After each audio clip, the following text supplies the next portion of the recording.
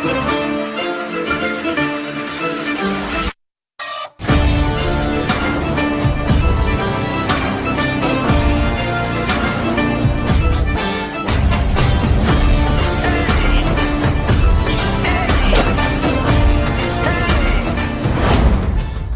Students, welcome to முப்படை defence academy. இப்போ வந்து பார்த்தீங்கன்னா எக்ஸாமுக்கு வந்து டேட் வந்துருச்சு. இப்போ வந்து பார்த்தீங்கன்னா ஆர்மியோட எக்ஸாம் எப்போ சொல்லியிருக்காங்க அப்படின்னு வந்து பார்த்தீங்கன்னா 30லேருந்து அடுத்த மாதம் 4ஆம் தேதி வரைக்கும் ஜிடி எக்ஸாம் நடக்குது அப்படின்னு சொல்லியிருக்காங்க. அப்படியே ஃபர்தராக வந்து பார்த்தீங்கன்னா ஜிடி, டெக்னிக்கல், ட்ரேட்ஸ்மேனு, அப்புறம் கிளர்க்கு, அப்படியே வரிசையாக வந்து எக்ஸாம்ஸ் வந்து நமக்கு இருக்கு. சரிங்களா?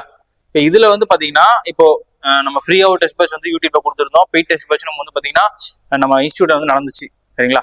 இப்போ அது இல்லாமல் இப்போ லாஸ்ட் டைம் ரிவிஷனுக்காக வந்து பாத்தீங்கன்னா நமக்கு இதுக்கு முன்னாடி நடந்த எல்லா டெஸ்டையும் எடுத்து போட்டு அதுல ஒரு இம்பார்ட்டன்டா இருக்கிற ஒரு டாப் 100 கொஸ்டின்ஸ் அப்படின்னு சொல்லிட்டு வந்து பாத்தீங்கன்னா ஒரு 125 கொஸ்டின் இதுல எடுத்து வந்திருக்கோம். சரிங்களா? அதாவது நான் சொல்றது நல்லா புரிஞ்சுக்கோங்க. இங்க என்ன எழுதியிருக்கேன், ஜிகே லாஸ்ட் டைம் ரிவிஷன் அப்படின்னு சொல்லிட்டு இங்க நான் எழுதியே போட்டிருக்கேன். சரிங்களா? ஒரு எப்படி சொல்றது, இது ஒரு புதுசா இருக்கிற ஒரு ஆட்களுக்கு வந்து பாத்தீங்கன்னா இது ரொம்ப ரொம்ப யூஸ் ஆகும். எப்படி சொல்றேன் அப்படின்னா, இப்ப நீங்க இப்பதான் வந்து படிக்க வந்திருக்கீங்க, நான் இப்பதான் புதுசு அப்படின்னா இவனை கடைசி டைம்ல ஏதாவது பார்த்துட்டு போனா பாஸ் ஆக முடியுமா அப்படின்னா, இந்த ஒரு 125 கொஸ்டின் இருக்கு. இந்த வீடியோவை நீங்க பாத்தீங்க அப்படின்னா இது உங்களுக்கு ரொம்ப யூஸ்ஃபுல்லா இருக்கும். சரிங்களா? நீங்க என்ன பண்ண போறீங்க அப்படின்னா, இது நீங்க ஆராய்ச்சிலாம் பண்ண வேண்டிய அவசியம் கிடையாது. இந்த கொஸ்டினுக்கு ஏன் அப்படி ஆன்சர் வந்துச்சு அப்படின்னு சொல்லிட்டு ஆராய்ச்சிலாம் பண்ணீங்கன்னா பாஸ் ஆக முடியாது. ஓகே, என்ன பண்ண போறீங்க அப்படின்னா 125 கொஸ்டின் 125 ஆன்சர், அப்படியே இந்த கொஸ்டினுக்கு என்ன ஆன்சர் அப்படின்னு சொல்லிட்டு மனப்பாடம் பண்ணிட போறீங்க. ஓகேவா? அப்படி மனப்பாடம் பண்ணிட்டீங்கன்னா உங்களுக்கு ரொம்ப யூஸ்ஃபுல்லா இருக்கும். சரிங்களா? இதுல ஒரு 125 கொஸ்டின் இருக்கு. இந்த கொஸ்டின் மனப்பாடம் பண்ணிக்கோங்க. லாஸ்ட் டைம் ரிவிஷனுக்கு ரொம்ப ரொம்ப ரொம்ப ரொம்ப ரொம்ப யூஸ்ஃபுல்லா இருக்கும். சரிங்களா? நம்ம எல்லாமே வந்து பாத்தீங்கன்னா தேடி எடுத்தது. சரிங்களா? Top 100 questions. ஃபர்ஸ்ட் கொஸ்டின் பாருங்க. தேசிய கொடியில் உள்ள அசோக சக்கரத்தில் எத்தனை ஆரங்கள் அமைந்துள்ளது அப்படின்னு சொல்லிட்டு ஒரு கேள்வி. ஓகேவா? இதுக்கு ஆன்சர் என்ன அப்படின்னு சொல்லிட்டு பாருங்க. 24. ஓகேவா? தேசிய கொடி நமக்கு தெரியும். ஓகேவா? அதுல நடுவுல இருக்கிற சக்கரம் இருக்கு இல்லையா, அந்த சக்கரம் வந்து அந்த சக்கரத்துல இருக்கிற எத்தனை ஆரக்கால்கள் இருக்கு அப்படின்னு சொல்லிட்டு கேட்டிருக்காங்க. ஓகேவா? அது வந்து 24. இது எங்க எடுத்துருப்பாங்க அப்படின்னா அசோகர் தூண் அதுல இருந்து எடுத்திருப்பாங்க. சரிங்களா? அடுத்து ரெண்டாவது கொஸ்டின் பாருங்க. இந்தியாவின் தேசிய பாடல் எது அப்படின்னு சொல்லி கேட்கிறாங்க. தேசிய பாடல் எது, அதாவது நேஷனல் சாங். நல்லா புரிஞ்சுக்கோங்க. தேசிய பாடல் என்பது வேற, தேசிய கீதம் என்பது வேற. ஓகேவா? இதுக்கான ஆன்சர் என்ன பாத்தீங்கன்னா ஆப்ஷன் சி, வந்தே மாதரம். ஓகேவா? அப்ப ஜனகணமன அப்படிங்கிறது வந்து பாத்தீங்கன்னா தேசிய கீதம். ஓகேவா? தேசிய கீதம். இப்ப அமர் சோனா பங்களா அப்படிங்கிறது என்ன பாத்தீங்கன்னா இதுவும் தேசிய கீதம் தான், ஆனா நம்ம நாட்டுக்கானது கிடையாது. இது பங்களாதேஷ். ஓகேவா? வங்காள தேசத்துக்கான தேசிய கீதம். ஓகேவா? வங்காள தேசத்துக்கான தேசிய கீதம். ஓகேவா? இது வந்து உறுதிமொழி. இந்தியா என்னுடைய தாய்நாடு, இந்தியாவில் பிறந்த அனைவரும் எனது சகோதர சகோதரிகள் அப்படின்னு சொல்லிட்டு படிச்சிருப்போம். இது என்ன அப்படின்னு பாத்தீங்கன்னா இங்கிலீஷ்ல பிளட்ஜ்னு சொல்லுவாங்க. தமிழ் என்னது, உறுதிமொழி. சரியா? ஆனா இதுக்கான ஆன்சர் என்ன அப்படின்னு பாத்தீங்கன்னா ஆப்ஷன் சி, வந்தே மாதரம். ஓகேவா? வந்தே மாதரம் எழுதுனது யாரு அப்படின்னு சொல்லிட்டு ஆன்சர் ஆப்ஷன்ல சரி, கமெண்ட்ஸ்ல கமெண்ட் பண்ணுங்க. ஓகேவா? அடுத்து தேர்ட் கொஸ்டின் பாருங்க. உத்தரகாண்ட் மாநிலத்தின் தலைநகரம் எது? ஓகேவா? உத்தரகாண்ட் மாநிலத்தின் தலைநகரம் டெஹ்ராடூன். ஓகேவா? ஆப்ஷன் டெல்லி. இந்த states and Capitals, countries and Capitals, அதாவது மாநிலங்கள், இந்தியாவில் இருக்கிற 28 மாநிலங்கள், 28 தலைநகரங்கள். அது மட்டும் இல்லாம உலகத்துல இருக்கிற நாடுகள், அந்த நாடுகளுடைய தலைநகரங்கள், அதுல இருந்து கண்டிப்பா 1 இல்லது 2 கொஸ்டின் கண்டிப்பா அந்த டாபிக்ல இருந்து கண்டிப்பா நமக்கு வரும். ஓகேவா? கண்டிப்பா அதை படிக்கணும். சரியா? இப்ப இதுல டெஹ்ராடூன் இதுக்கான ஆன்சர். ஓகேவா? ஷில்லாங் மேகாலயாவோட தலைநகரம். ஓகேவா? ஜார்க்கண்டோட தலைநகரம் ராஞ்சி. ஓகேவா? ராய்ப்பூர். சத்தீஸ்கரோட தலைநகரம் ராய்ப்பூர். இந்த மாதிரி ஸ்டேட்ஸ் அண்ட் கேபிட்டல்ஸும் நம்ம படிக்கணும், கண்டிப்பா படிக்கணும். இதுல இருந்து கம்பல்சரி கொஸ்டின் உண்டு. சரியா? அடுத்து 4வது கொஸ்டின் பாருங்க. எந்த நாடு இந்தியாவுடன் நீளமான எல்லையை பகிர்ந்து கொள்கிறது அப்படின்னு வந்து பாத்தீங்கன்னா பங்களாதேஷ். ஓகேவா? ஆப்ஷன் சி, எந்த நாடு இந்தியாவுடன் அதிகமான நிலை எல்லையை பகிர்ந்து கொள்ளுது அப்படின்னு பாத்தீங்கன்னா பங்களாதேஷ். குறைவான நிலை எல்லையை பகிர்ந்து கொள்ளும் நாடு அப்படின்னா ஆப்கானிஸ்தான். ஓகேவா? அதிகமான எல்லைன்னா பங்களாதேஷ், குறைவான எல்லை அப்படின்னா பாகிஸ்தான். சரியா?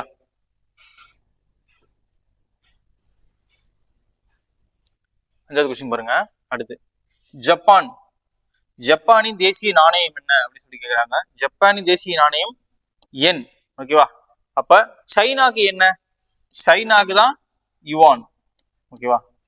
China yuan, Japan yen. இதுல நாணயங்கள்ல கன்ஃபியூஸ் ஆகக்கூடிய ஒரு ரெண்டு பாயிண்ட் இதுதான். ஓகேவா? இப்ப சைனாக்கு யுவான் வருமா இல்ல சைனாக்கு என் வருமா, அதான் கன்ஃபியூஸ் ஆகும். சைனாக்கு யுவான், ஜப்பானுக்கு என். ஓகேவா? ஐரோப்பிய ஒன்றியங்களுக்கு எல்லாம் என்ன வரும்? யூரோ அப்படின்னு சொல்லிட்டு வரப்போகுது. அடுத்து டாலர். ஓகேவா? யுஎஸ்ஏ, ஆஸ்திரேலியா இதெல்லாம் வந்து டாலர். ஓகேவா? அடுத்து அதாவது கொஸ்டின் பாருங்க. மெக்மஹான் கோடு எந்த 2 நாட்டுடன் தொடர்புடையது அப்படின்னு சொல்லி கேக்குறாங்க. நமக்கு தெரியும் ராடிக்லிஃப் கோடு வந்து எந்த 2 நாட்டுக்கானது அப்படின்னு பாத்தீங்கன்னா இந்தியா மற்றும் பாகிஸ்தான். ஓகேவா? ஆனா இங்க என்ன கேட்டிருக்காங்க? மெக்மோகன் கோடு எந்த 2 நாடுகளுடன் தொடர்புடையது அப்படின்னு சொல்லி கேட்டிருக்காங்க. இது வந்து இந்தியாவுக்கும் சைனாவுக்கும் முடியாது. அப்ப இந்தியாவுக்கும் சைனா எங்க இருக்கு? ஆப்ஷன் டெல்லி. இந்தியா மற்றும் சைனா வந்து பாத்தீங்கன்னா மெக்மோகன் கோடு. அப்ப ராடிக்லிஃப் கோடு எதுக்கு வரும்? இந்தியா மற்றும் பாகிஸ்தானுக்கு வந்து ராடிக்லிஃப்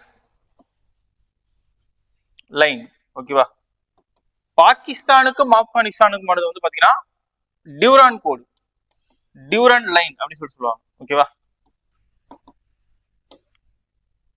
அப்ப நம்ம இந்தியாவுக்கும் சீனாவுக்கும் முன்னைய அந்த இமேஜினரி கோடு என்ன சொல்லுவாங்க அப்படின்னு பாத்தீங்கன்னா எல்ஏசி அப்படின்னு சொல்லுவாங்க, லைன் ஆஃப் ஆக்சுவல் கண்ட்ரோல். ஓகேவா? அப்ப இந்தியாவுக்கும் பாகிஸ்தானுக்கு இருக்கிறது என்ன சொல்லுவாங்க அப்படின்னு வந்து பாத்தீங்கன்னா எல்ஓசி, ஒரு இமேஜினரி கோடு, ஒரு கற்பனை கோடு அப்படின்னு சொல்லுவாங்க. அதோட பேர் என்னன்னு பாத்தீங்கன்னா எல்ஓசி. எல்ஓசியோட ஃபுல் ஃபார்ம் என்ன அப்படின்னா லைன் ஆஃப் கண்ட்ரோல். எல்ஓசியோட ஃபுல் ஃபார்ம் என்ன அப்படின்னு பாத்தீங்கன்னா லைன் ஆஃப் ஆக்சுவல் கண்ட்ரோல் அப்படின்னு சொல்லுவாங்க. சரியா? அடுத்து 7வது கொஸ்டின் பாருங்க. எந்த கோடு காஷ்மீரை இந்தியா மற்றும் பாகிஸ்தானிடமிருந்து பிரிக்கிறது? எந்த கோடு காஷ்மீரை இந்தியா மற்றும் பாகிஸ்தானிடமிருந்து பிரிக்கிறது அப்படி வந்து பாத்தீங்கன்னா காஷ்மீர் பாகிஸ்தான் அப்படின்னா ராடிக்லிஃப். சரியா? போன கொஸ்டின்ல சொல்லியிருப்பேன். காஷ்மீரை இந்தியா மற்றும் பாகிஸ்தான் பிரிக்கிறது எது வந்து பாத்தீங்கன்னா சாரி ராடிக்லிஃப் வந்து எல்லை கோடு. சரியா? எல்லை கோடு கிடையாது. இங்க எல்லை கோடுன்னு கேட்கல, எந்த கோடுன்னு கேட்கிறாங்க. ஓகேவா? Line of actual control. ஓகேவா? Option C. நான் சொன்னேன் இது வந்து சா இல்ல கா. ஓகேவா? Line of actual control. அடுத்து 8வது கொஸ்டின் பாருங்க. இந்தியாவின் தேசிய மரம் எது அப்படின்னு சொல்லி கேட்கிறாங்க. இந்தியாவின் தேசிய மரம் ஆலமரம். ஓகேவா? தேசிய மரம் என்னது? பேனியன் ட்ரீ அப்படின்னு சொல்லுவாங்க. ஓகேவா? அப்ப தமிழ்நாட்டினுடைய மாநில மரம் எதுன்னு கேட்டா பனை மரம். இங்க இருக்கா? இங்க இருக்கு பாருங்க. தமிழ்நாட்டுடைய மாநில மரம் எதுன்னு கேட்டா பனை மரம். ஓகேவா? இப்ப இதுல இந்தியாவினுடைய தேசிய விலங்கு எது? இந்தியாவினுடைய நுண்ணுயிர் எது? இந்தியாவினுடைய பாரம்பரிய விலங்கு எது? இந்தியாவினுடைய கொடி எது? இந்தியாவினுடைய தேசிய கீதம் எது? தேசிய பாடல் எது? தேசிய பழம் எது? தேசிய பறவை எது? இந்த மாதிரி இந்த டாபிக்ல டெஃபினட்டா உங்களுக்கு கொஸ்டின் வரும். சரியா? இது நீங்க எக்காரணத்தை கொண்டு நீங்க அவாய்டே பண்ணக்கூடாது. அவாய்ட் நீங்க பண்ணிட்டீங்க, எனக்கு வந்து லைட்டா மறக்குது அப்படின்னா நீங்க ஒரு கொஸ்டினை விட்டுருவீங்க, கண்டிப்பா ஃபெயில் ஆயிருவீங்க. நான் சொல்லிட்டேன். ஓகேவா? இதுல இருந்து ஒரு கொஸ்டின் கம்பல்சரி உங்களுக்கு உண்டு. சரியா? அடுத்து உலக வங்கியின் உலக வங்கியின் தலைமையகம் எங்க இருக்கு அப்படின்னு வந்து பாத்தீங்கன்னா ஆப்ஷன் பி வாஷிங்டன் டிசி. சரியா? உலக வங்கியின் தலைமையகம் வாஷிங்டன் டிசில இருக்கு. ஆப்ஷன் பாம்பே. அடுத்து 10வது கொஸ்டின் பாருங்க. ஆஸ்கர் விருதை வென்ற முதல் இந்தியர் யார்? ஆஸ்கர் விருதை வென்ற முதல் இந்தியர் யார் அப்படின்னு பார்க்கறதுக்கு முன்னாடி ஆஸ்கர் விருது என்ன டிபார்ட்மெண்ட் கொடுப்பாங்க ஃபர்ஸ்ட்? ஓகேவா? சினிமா ஃபீல்டுக்காக கொடுக்கறதா வந்து பாத்தீங்கன்னா ஆஸ்கர் விருது. இதை வாங்கின முதல் இந்தியர் யார் அப்படின்னு பாத்தீங்கன்னா பானு அதையா பானு அப்படின்னு சொல்லுவாங்க. பானு அதையா எதுக்காக வாங்கியிருப்பாங்க அப்படின்னு பாத்தீங்கன்னா காந்தி அப்படிங்கிற படத்துக்காக. எந்த கேட்டகரிக்காக வாங்கியிருப்பாங்க அப்படின்னு வந்து பாத்தீங்கன்னா காஸ்டியூம் டிசைனர். ஓகேவா? காஸ்டியூம் டிசைனர் அப்படிங்கிற அந்த டிபார்ட்மெண்ட்டுக்காக பானு அதையா தான் காந்தி படத்துக்காக இந்தியாவில இருந்து ஆஸ்கர் விருதை வென்ற முதல் இந்தியர் யாரு அப்படின்னா பானு அதையா. ஓகேவா? அடுத்து பாருங்க 11வது கொஸ்டின்.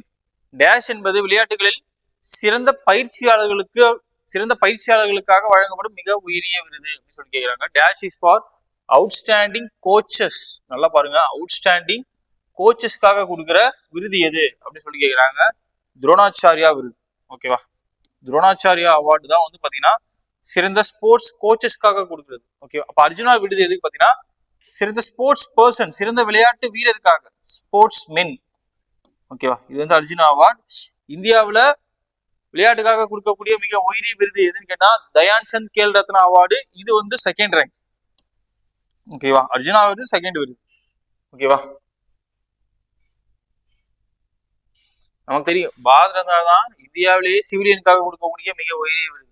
இந்த கேலண்ட்ரி அவார்டு வந்து ஆர்மி பர்சன்ஸ்க்காக கொடுக்குறது. சரியா.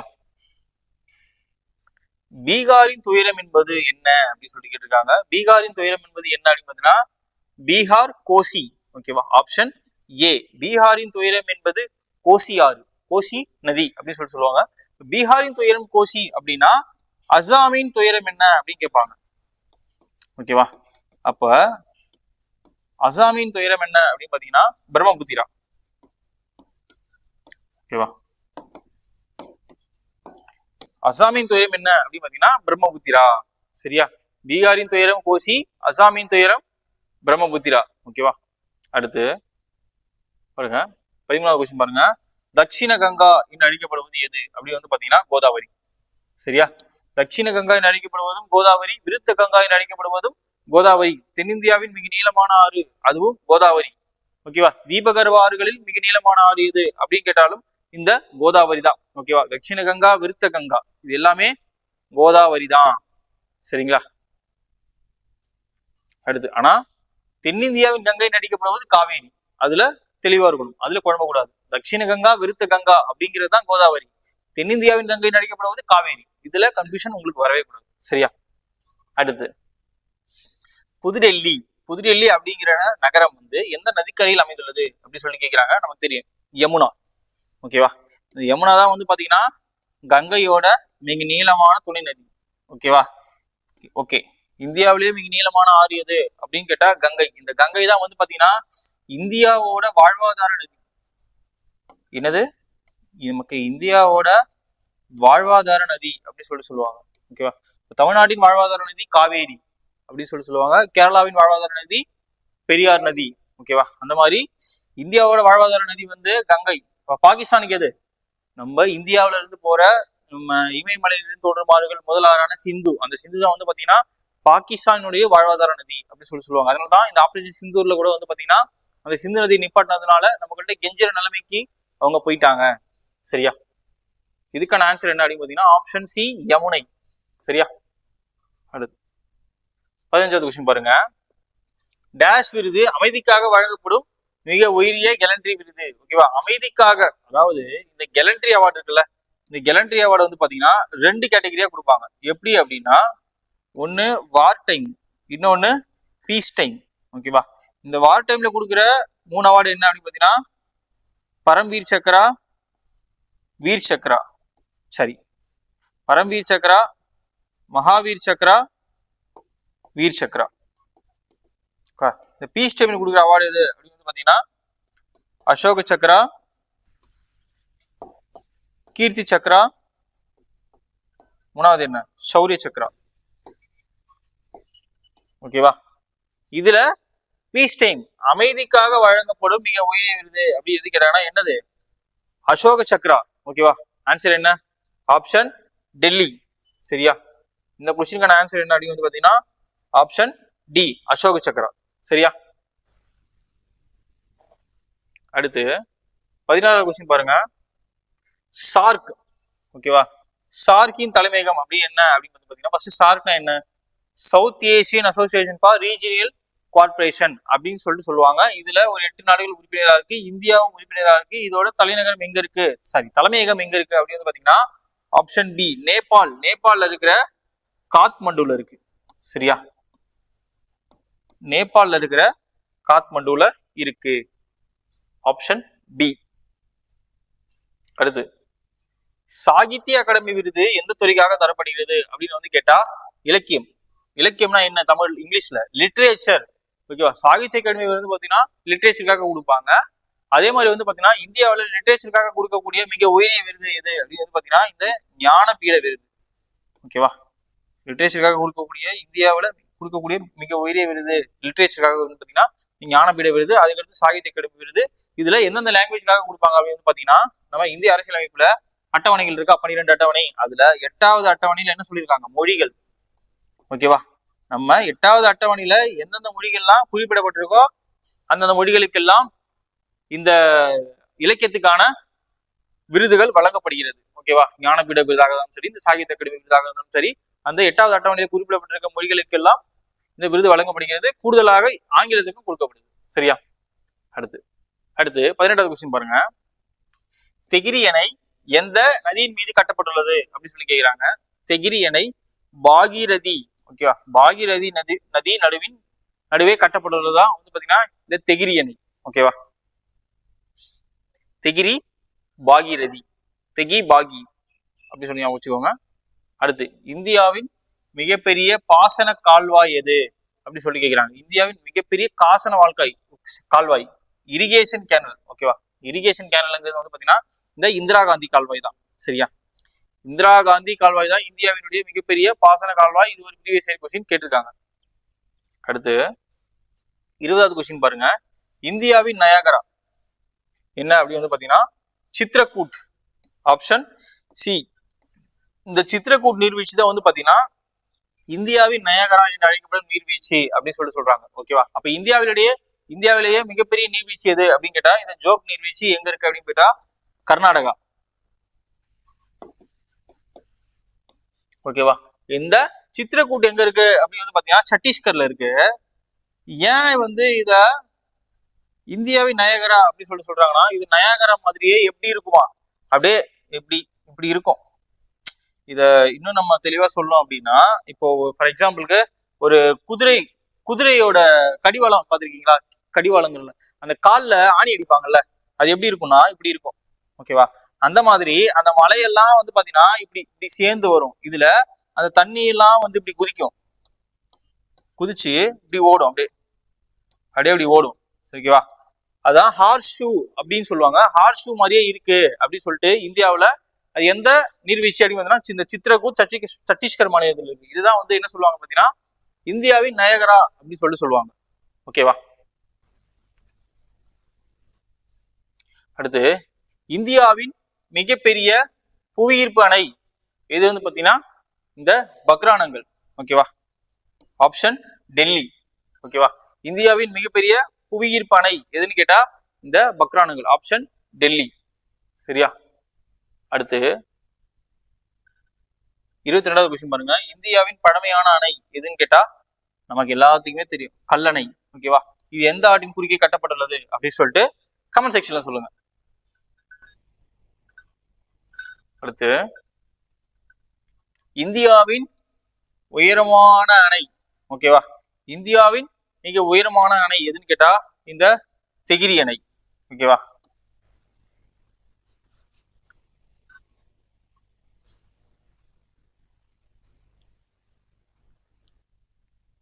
அடுத்து 24வது கொஸ்டின் பாருங்க. தென்னிந்தியாவின் உயரமான சிகரம் எதுன்னு கேட்டா தென்னிந்தியாவின் உயரமான சிகரம் எதுன்னு கேட்டா நமக்கு எல்லாத்துக்குமே தெரியும். ஆப்ஷன் டெல்லி, ஆனைமுடி. ஓகேவா, தென்னிந்தியாவின் மிக உயரமான சிகரம் எதுன்னு கேட்டா ஆனைமுடி. தமிழ்நாட்டின் மிக உயரமான சிகரம் எதுன்னு கேட்டா இந்த தொட்டபெட்டா. ஓகேவா, ஆரவள்ளி மலைத்தொடர் தெரியும். ராஜஸ்தான்ல மழை பெய்யாம இருக்கிறதுக்கு காரணமானது இந்த ஆரவள்ளி மலைத்தொடர். இந்த ஆரவள்ளி மலைத்தொடர் தான் வந்து பாத்தீங்கன்னா இந்தியாவிலேயே மிக பழமையான மலைத்தொடர். ஓகேவா, அப்படின்னு சொல்லுவாங்க. ஆரவள்ளி மலைத்தொடர் தான் இந்தியாவிலேயே மிக பழமையான மலைத்தொடர். அப்ப இளமையான மலைத்தொடர் எது அப்படின்னு பாத்தீங்கன்னா இமயமலை. இமயமலை தான் மிக இளமையான மலைத்தொடர். அடுத்து பாருங்க 25வது கொஸ்டின். இந்தியாவின் மிகப்பெரிய நன்னீர் ஏரி அப்படின்னு சொல்லி கேட்கலாம். இந்தியாவிலேயே மிகப்பெரிய நன்னீர் ஏரி எதுன்னு பாத்தீங்கன்னா இந்த உலர் ஏரி. இதான் ஆன்சர். ஓகேவா, இதுக்கான ஆன்சர் என்ன பாத்தீங்கன்னா உலர் ஏரி. இது எங்க இருக்கு அப்படின்னு பாத்தீங்கன்னா ஜேகே. என்ன ஜேகேனா ஜம்மு காஷ்மீர். ஓகேவா, இந்த ஜம்மு காஷ்மீர்ல இருக்க இந்த உலர் ஏரி தான் இந்தியாவினுடைய மிகப்பெரிய ஃப்ரெஷ் வாட்டர் லேக் அப்படின்னு சொல்லுவாங்க. இந்த சாம்பார் ஏரி என்ன அப்படின்னு பாத்தீங்கன்னா இது உப்பு ஏரி. ஓகேவா, சாம்பார் ஏரி, உப்பு ஏரி நமக்கு இது எல்லாத்துக்குமே தெரியும். எங்க இருக்கு, ராஜஸ்தான். இந்தியாவில் மிகப்பெரிய உள்நாட்டு உப்பு ஏரி அப்படின்னு சொல்லுவாங்க. ஓகேவா, அடுத்து இந்த வேம்பநாடு ஏரி இருக்குல்ல, இந்த வேம்பநாடு ஏரி, சிலிக்கா ஏரி அப்படின்னு சொல்லுவாங்க. வேம்பநாடு ஏரி, சிலிக்கா ஏரி இது ரெண்டுமே வந்து பாத்தீங்கன்னா காயல் ஏரி. அது என்னது காயல்? ஓகேவா, காயல்னா என்ன அப்படின்னு வந்து பாத்தீங்கன்னா என்ன சொல்றது, இப்போ கடலுக்கு ஓரமா இருக்கும் ஆனா கடலோட கலந்து இருக்காது. இப்ப இதுதான் கடல்னு வச்சுக்கோங்க. இந்த ஏரி இங்க இருக்கு. ஓகேவா, இந்த ஏரி இங்க இருக்கு அப்படின்னா அப்படியே கடலோட கலந்துருக்காது. ஓகேவா? இதுல ஏதாவது ஒரு பகுதியில இந்த ஒரு பகுதி மட்டும் என்ன ஆகும்னா கடலோட லைட்டா வந்து இந்த இந்த இது வந்து கலக்கும். சரியா? இந்த மாதிரி இருக்கிறதுனால என்ன ஆகும் அப்படின்னா இது நன்னீராகவும் இருக்கும், அதாவது ஃப்ரெஷ் வாட்டராகவும் இருக்கும், அதே மாதிரி சால்ட்டாகவும் இருக்கும், உப்பாவும் இருக்கும். ஓகேவா? இப்ப இந்த காயல் ஏரிக்கு என்ன இதுன்னு பாத்தீங்கன்னா இப்ப என்ன சொல்லுவாங்கன்னா இது ரெண்டுத்தையும் சொல்ல மாட்டாங்க. சிலிக்கா ஏரி என்ன சொல்லுவாங்க அப்படின்னு பாத்தீங்கன்னா லகூன் லேக் அப்படின்னு சொல்லுவாங்க. இந்த லகூன்னா என்ன அப்படின்னா நல்ல தண்ணியை விட உப்பு அதிகமா இருக்கும், கடல் தண்ணியை விட உப்பு கம்மியா இருக்கும், அதாவது ரெண்டுத்துக்கும் நடுவுல இருக்கும். ஓகேவா? அதுதான் இந்த காயல் ஏரி அப்படின்னு சொல்லுவாங்க. நல்லா சொல்றது நல்லா புரிஞ்சுக்கோங்க. உப்பு அதாவது நல்ல தண்ணியை விட உப்பு தன்மை அதிகமா இருக்கும், கடல் தண்ணியை விட உப்பு தன்மை கம்மியா இருக்கும். அதுதான் இந்த காயல் ஏரி அப்படி சொல்லுவாங்க. இந்தியாவின் மிகப்பெரிய காயல் ஏரி எது அப்படின்னா சிலிக்கா ஏரி, ஒடிசா மாநிலத்தில் அமைந்துள்ளது. சரியா? அடுத்து 26வது கொஸ்டின் பாருங்க. இந்தியாவின் மிகப்பெரிய உப்பு ஏரி நமக்கு தெரியும், சாம்பார் ஏரி. சரியா? எந்த மாநிலத்தில் இருக்கு அப்படின்னு வந்து பாத்தீங்கன்னா ராஜஸ்தான். சரியா?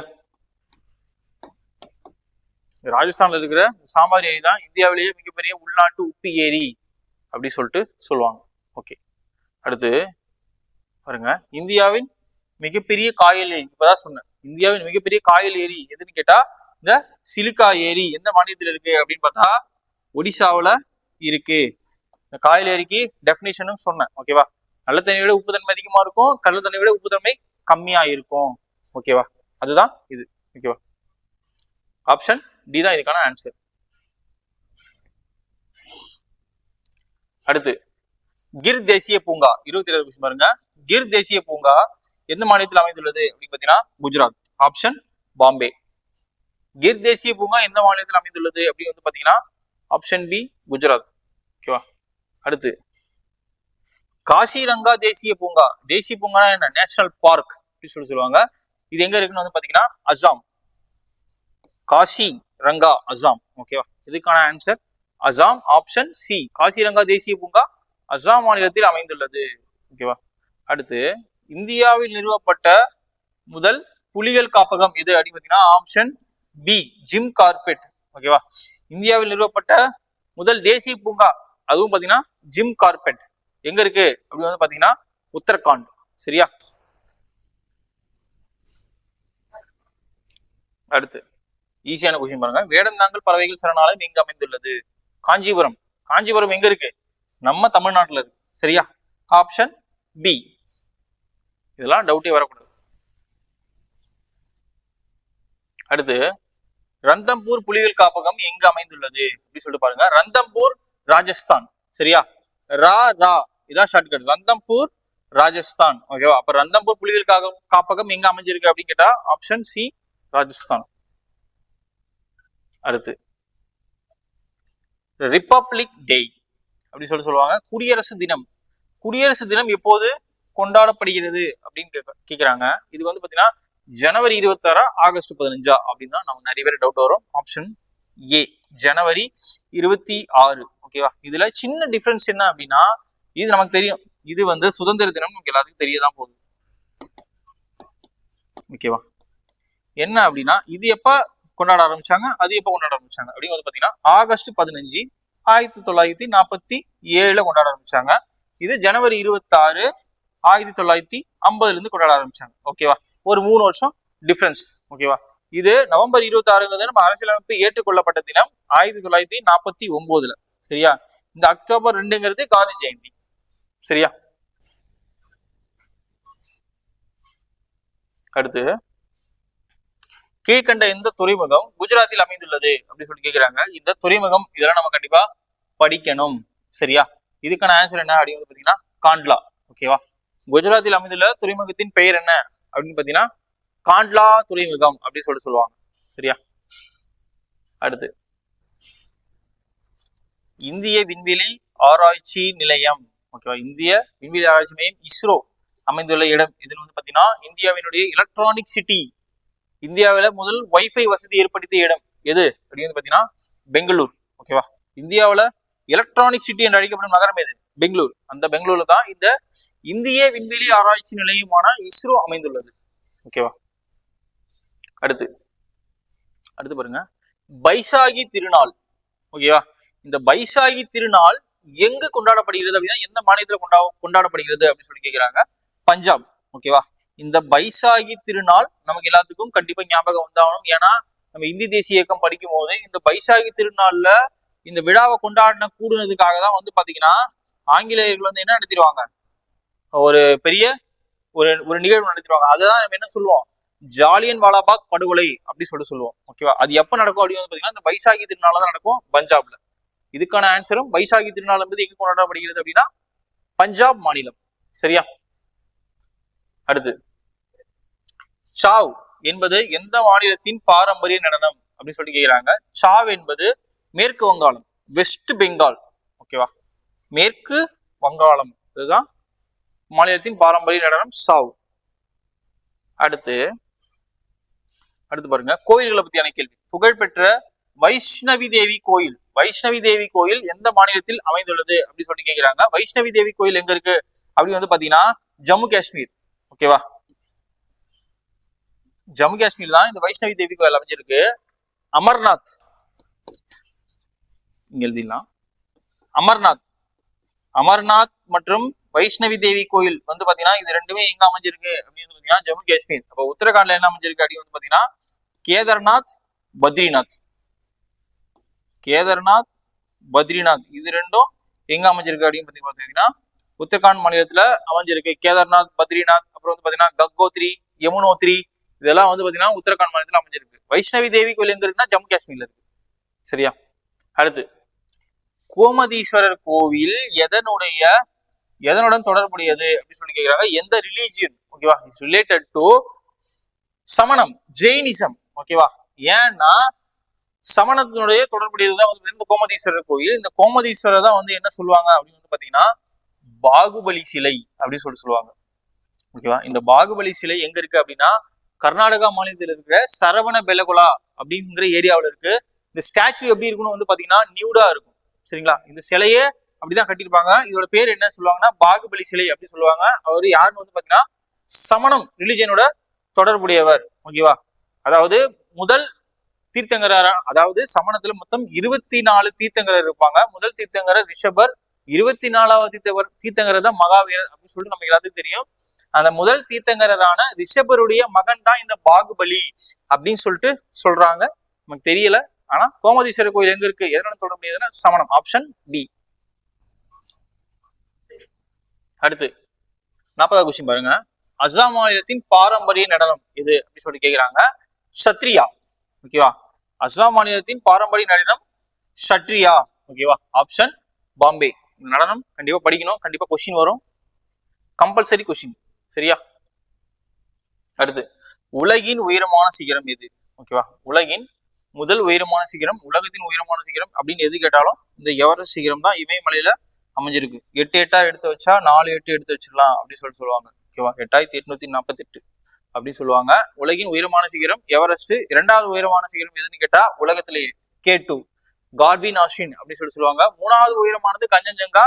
இதுதான் வந்து பாத்தீங்கன்னா இந்தியாவின் மிக உயரமான சிகரம் சொல்லுவாங்க. எந்த மாநிலத்தில் அமைஞ்சிருக்கு அப்படின்னு கேட்டீங்கன்னா கஞ்சன்ஜங்கால அமைஞ்சிருக்கு. இந்த குருசிக்கார் என்ன அப்படின்னு பாத்தீங்கன்னா ஆரவல்லி மலைத்தொடரின் மிக உயரமான சிகரம் தான் இந்த குருசிக்கார். ஓகேவா. ஆரவல்லி மலைத்தொடரின் மிக உயரமான சிகரம் தான் அந்த குருசிக்கார். அடுத்து 42வது கொஸ்டின் பாருங்க. இந்தியாவில் அதிக மழைப்பொழிவு பெறும் பகுதி அப்படின்னு வந்து பாத்தீங்கன்னா இந்த மௌசின்ரம். ஓகேவா. மௌசின்ரம் இது தமிழ்நாட்டுல சின்ன கல்லாறு தான் வந்து பாத்தீங்கன்னா தமிழ்நாட்டுல அதிக மழை பெய்யக்கூடிய இடம். இந்த மௌசின்ரம் தான் இந்தியாவிலே அதிக மழை பெய்யக்கூடிய பெரும் பகுதி. அப்படின்னா இந்த மௌசின்ரம் எங்க இருக்கு அப்படின்னு பாத்தீங்கன்னா மேகாலயா மாநிலத்துல இருக்கு. ஓகேவா. வடகிழக்கு மாநிலமான இந்த மேகாலயால தான் இந்த மௌசின்ரம் அமைஞ்சிருக்கு. Option C. அடுத்து வந்து பாத்தீங்கன்னா இந்தியாவின் மிகப்பெரிய குவிமாடம் எது அப்படின்னு சொல்லி கேக்குறாங்க. இந்தியாவின் மிகப்பெரிய குவிமாடம் எது அப்படின்னு வந்து பாத்தீங்கன்னா இந்த கோல் கும்பாஸ். சரியா.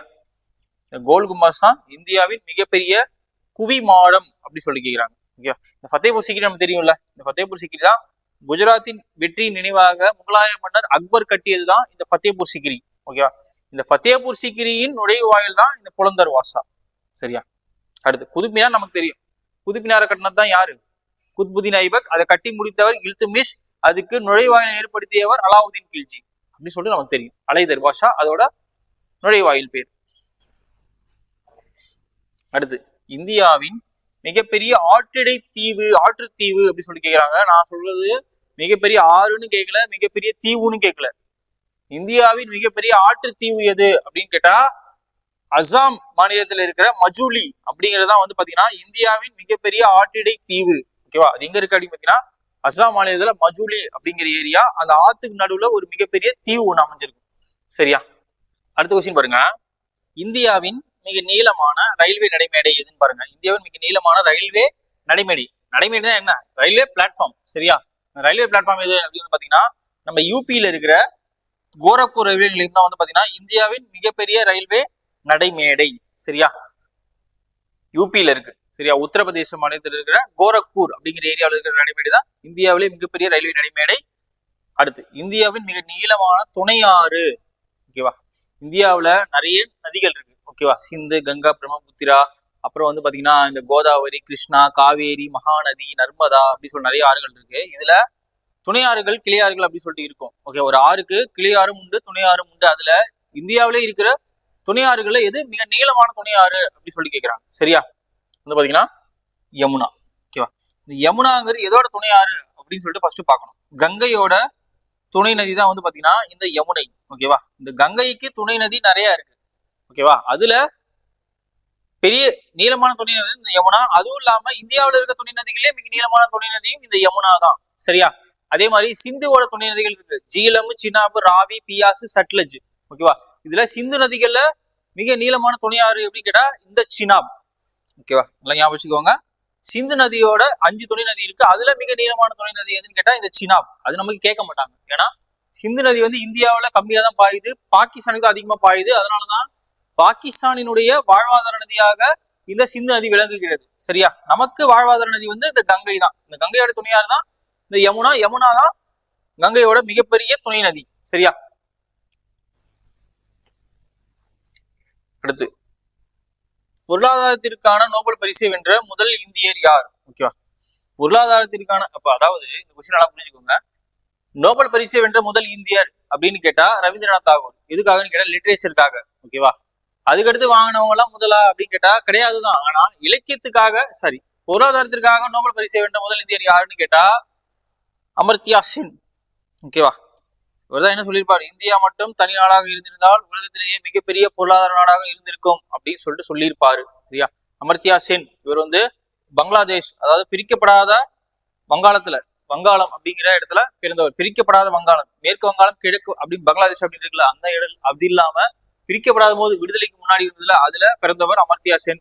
இந்தியாவுடைய மிகப்பெரிய பொருளாதார அறிஞர். சரியா, இவர் தான் இந்தியாவில நோபல் பரிசை வென்ற ஒரு முதல் இந்தியர். யாருன்னா பொருளாதாரத்திற்கு. நான் சொல்றது பொருளாதாரத்திற்கு இந்தியாவில நோபல் பரிசை வென்ற முதல் இந்தியர் யாரு?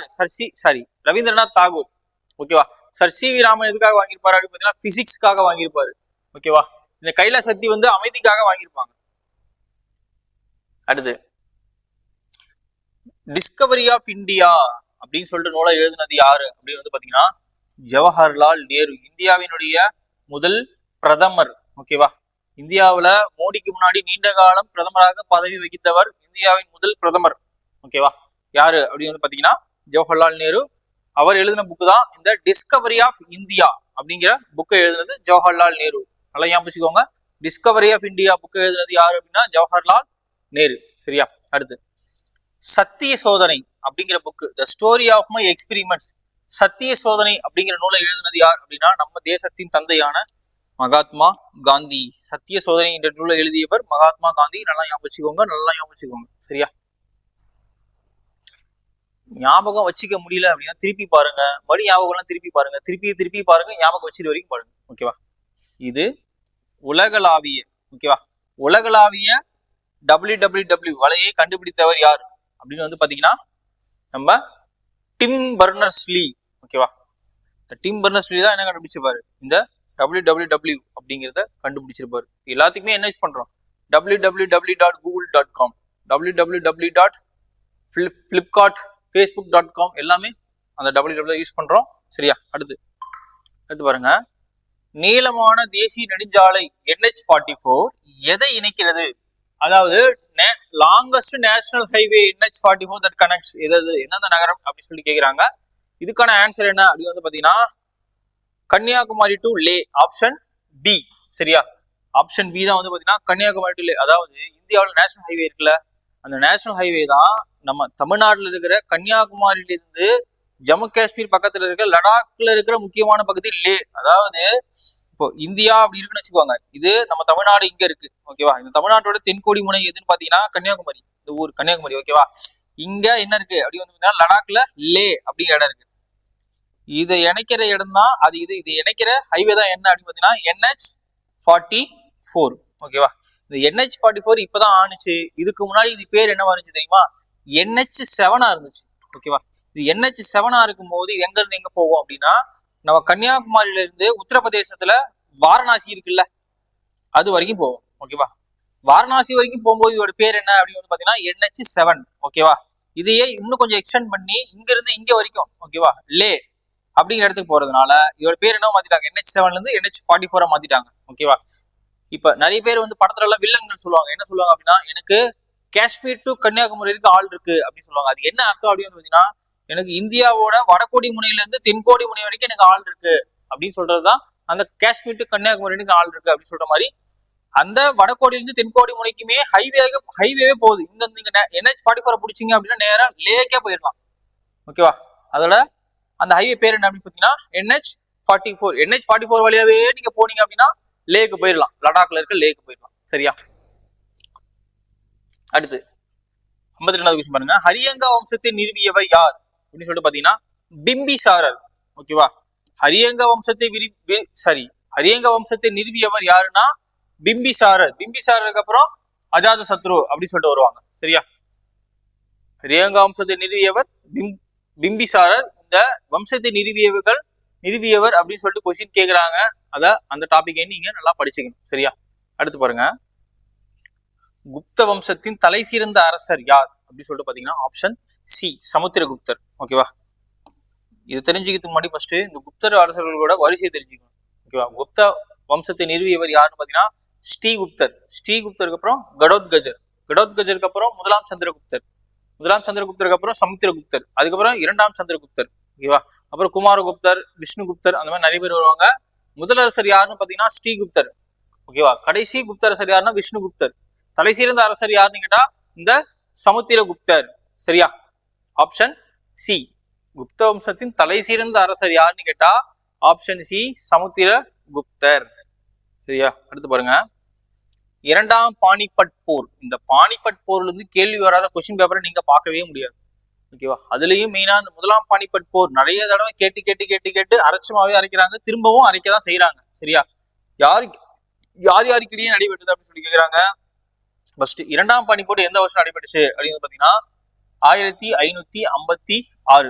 ஓகேவா, 1556. முதலாம் பானிபட் போர் எப்ப நடந்துச்சுன்னு பாத்தீங்கன்னா 1526. மூன்றாம் பானிபட் போர் 1761. இப்ப இதுல 1556 யாருக்கு நடக்கும் அப்படின்னு வந்து பாத்தீங்கன்னா முகலாய மன்னரான அக்பர் மற்றும் ஹெமூக்கு நடக்கிறதா வந்து பாத்தீங்கன்னா இந்த இரண்டாம் பானிபட் போர். இதுல யார் ஜெயிப்பா? முகலாய மன்னரான அக்பர் ஜெயிச்சிருவார். சரியா, அடுத்து 55வது கொஸ்டின். தலைக்கோட்டை போர் ஓகேவா நடைபெற்ற ஆண்டு 1565. இப்பதானே சார் சொன்னீங்க இரண்டாம் பானிபட் போர் நடந்துச்சு அப்படின்னு சொல்லிட்டு. நான் சொன்னது 1556. ஓகேவா, 65 சொல்லல. 56ங்கிறது இரண்டாம் பானிபட் போர், 65ங்கிறது தலைக்கோட்டை போர். ஓகேவா, இந்த தலைக்கோட்டை பேருக்கு இன்னொரு பேர் உண்டு, ராட்சச தங்கடி போர் அப்படின்னு சொல்லிட்டு பேர் உண்டு. இந்த கொஸ்டினை இப்ப 15ஆம் தேதி நடந்த ஜூன் 15ஆம் தேதி நடந்த குரூப் 1 TNPSC குரூப் 1 எக்ஸாம்ல கேட்ட கேள்வி. ஓகேவா, ராட்சச தரங்கடி போர் அப்படின்னு எந்த போர் அழைக்கப்படும் அப்படின்னு பாத்தீங்கன்னா இந்த தலைக்கோட்டை போர் தான் அழைக்கப்படும். எந்த வருஷம் அப்படின்னு பாத்தீங்கன்னா 1565. அடுத்து இந்திய மறுமலர்ச்சியின் தந்தை யார் அப்படின்னு கேட்டா ராஜாராம் மோகன் ராய். ஓகேவா, இந்திய மறுமலர்ச்சியின் தந்தை யாருன்னு கேட்டா ராஜாராம் மோகன் ராய். இந்த ராஜாராம் மோகன் ராய் எதை நிறுவிப்பாரு அப்படின்னு வந்து பாத்தீங்கன்னா பிரம்ம சமாஜத்தை நிறுவிப்பார் 1828. பிரம்ம சமாஜ் 1828ல நிறுவிப்பார். ஓகேவா, ஆப்ஷன் சி. அடுத்து பாருங்க, இந்தியாவின் நைட்டிங்கேல். ஓகேவா, இந்தியாவின் நைட்டிங்கேல் அழைக்கப்படுவது யார் அப்படின்னு வந்து பாத்தீங்கன்னா ஏ சரோஜினி நாயுடு. ஓகேவா, இந்தியாவில் காந்தியோட உப்பு சத்தியாகிரகத்துக்காக காந்தி கூட நின்று போராடினவங்க. இந்தியாவின் முதல் பெண் கவர்னர் சரோஜினி நாயுடு. எழுத்தாளர், ஒரு பாடலாசிரியர் அப்படின்னு சொல்லிட்டு பன்முகத்தன்மை கொண்டவங்க சரோஜினி நாயுடு. அவங்க தான் என்னன்னு சொல்றாங்க, இந்தியாவின் நைட்டிங் கேர்ள் அப்படின்னு சொல்லிட்டு சொல்றாங்க. இதுக்கான ஆன்சர் என்ன பார்த்தீங்கன்னா ஆப்ஷன் ஏ மில்கா சிங். இந்தியாவின் பறக்கும் சீக்கியர் என்று அழைக்கப்படுவர் யாருன்னா இந்த மில்கா சிங். இந்தியாவின் இரும்பு பெண்மணி அப்படின்னு சொல்லிட்டு பாத்தீங்கன்னா யாருன்னா இந்த இந்திரா காந்தி, ஜவஹர்லால் நேருவோட பொண்ணு. ஓகேவா, அன்னை தெரசா அமைதிக்காக நோபல் பரிசு வாங்கினாங்க. அடுத்து பாருங்க, கலிங்க போர் எந்த அரசருடன் தொடர்புடையது? கலிங்க போர் எந்த அரசருடன் தொடர்புடையது அப்படின்னு பாத்தீங்கன்னா இந்த அசோகர், மௌரிய பேரரசரான அசோகர், மிகப்பெரிய அரசர். ஓகேவா, அவருடன் தொடர்புடைய போர் தான் இந்த கலிங்க போர். இந்த கலிங்கம் அப்படிங்கிற இடம் வந்து பாத்தீங்கன்னா இப்போ பிரசண்டா எந்த மாநிலத்தில் இருக்கு அப்படின்னு பாத்தீங்கன்னா ஒடிசா. இந்த கலிங்க போருக்கு அப்புறம் தான் வந்து பாத்தீங்கன்னா நம்ம மௌரிய பேரரசரான அசோகர் இதுக்கப்புறம் நான் போருக்கே போக மாட்டேன், நிறைய உயிர்கள்லாம் பலியாகிறது பார்த்து என் மனம் விரும்பியது அப்படின்னு சொல்லிட்டு போருக்கே நான் போக மாட்டேன் அப்படின்னு சொல்லிட்டு உறுதி பூண்டது எந்த போர்ல அப்படின்னு வந்து பாத்தீங்கன்னா இந்த கலிங்க போர்ல தான். சரியா,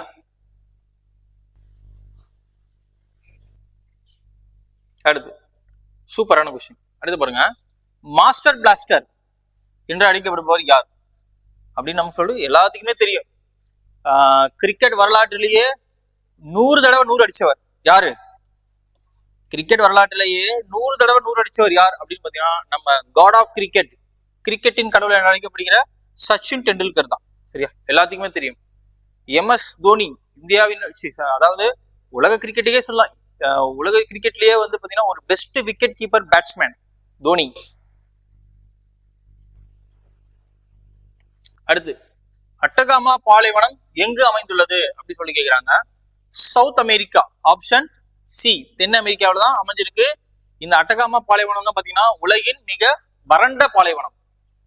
நான் சொல்றது உலகின் மிக வறண்ட பாலைவனம். சரியா, வறண்ட பாலைவனம் அப்படின்னா அட்டகாமா பாலைவனம். அப்ப உலகத்திலேயே மிக ஹாட் டெசர்ட், அதாவது வெப்பமான பாலைவனம் எதுன்னு கேட்டா சகாரா பாலைவனம்.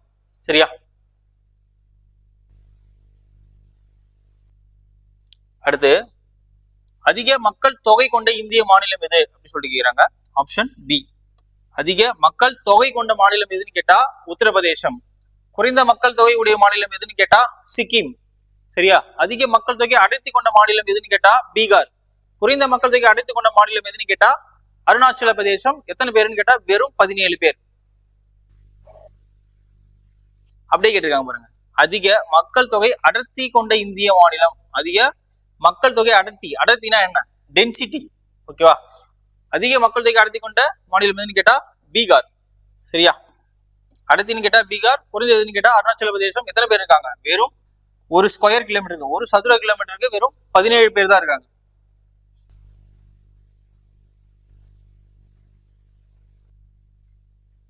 அடுத்து, செக்ஸ் ரேஷியோ மீன்ஸ் என்ன அப்படின்னு கேக்குறாங்க. அதாவது பாலின விகிதம் என்ன அப்படின்னு பாத்தீங்கன்னா 1000 ஆண்களுக்கு எத்தனை பெண்கள் இருக்காங்க அப்படின்னு சொல்லிட்டு கணக்கு போடுறதுதான் இந்த பாலின விகிதம். ஓகேவா, இந்தியாவிலேயே அதிக பாலின விகிதம் கொண்ட மாநிலம் எது அப்படின்னு சொல்லிட்டு கேட்டீங்கன்னா கேரளா. எல்லாத்துக்குமே தெரியும் நமக்கு பதில். ஓகேவா, 1084. அதாவது என்ன அப்படின்னா 1000 ஆண்கள் இருக்காங்க அப்படின்னா கூடுதலா 84 பொண்ணுங்க அதிகமாவே இருக்காங்க. ஓகேவா, நம்ம தமிழ்நாட்டுல வந்து பாத்தீங்கன்னா 995.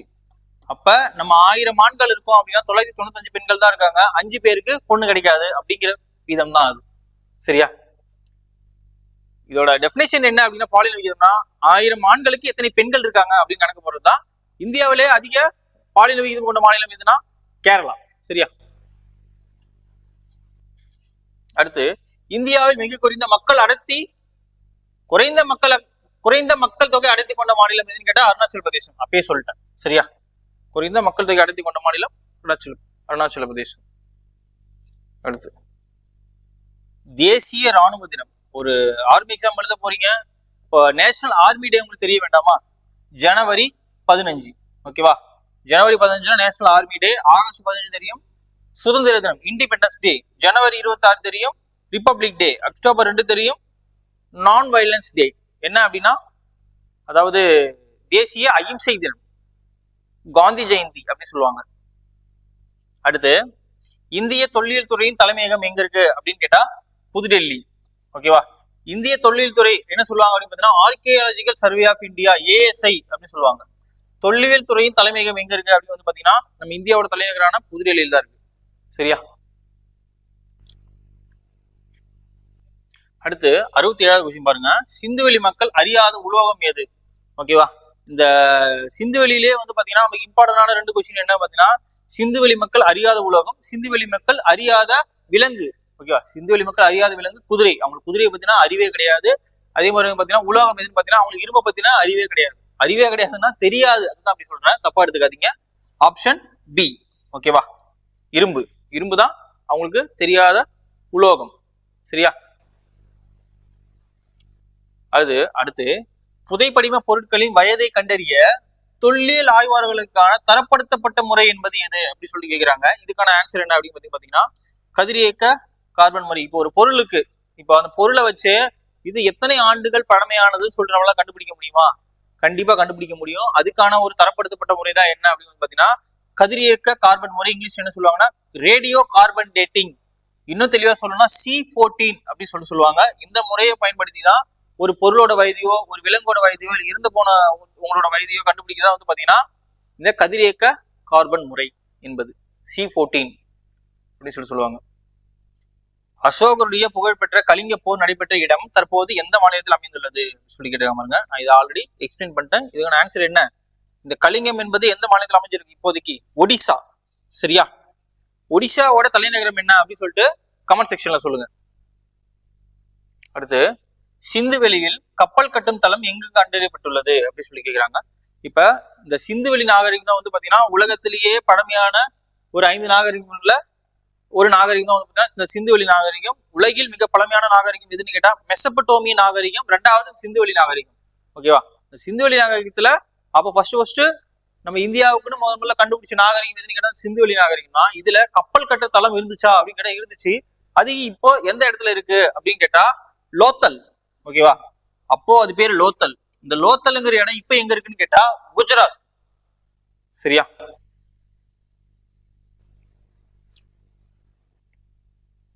அடுத்து இந்த 24 தேசிய கொடியில் உள்ள 24 ஆரக்கால் சக்கரம் எதிலிருந்து எடுக்கப்பட்டது அப்படி சொல்லி கேட்கிறாங்க. ஓகேவா. சாரநாத் தூண். ஓகேவா.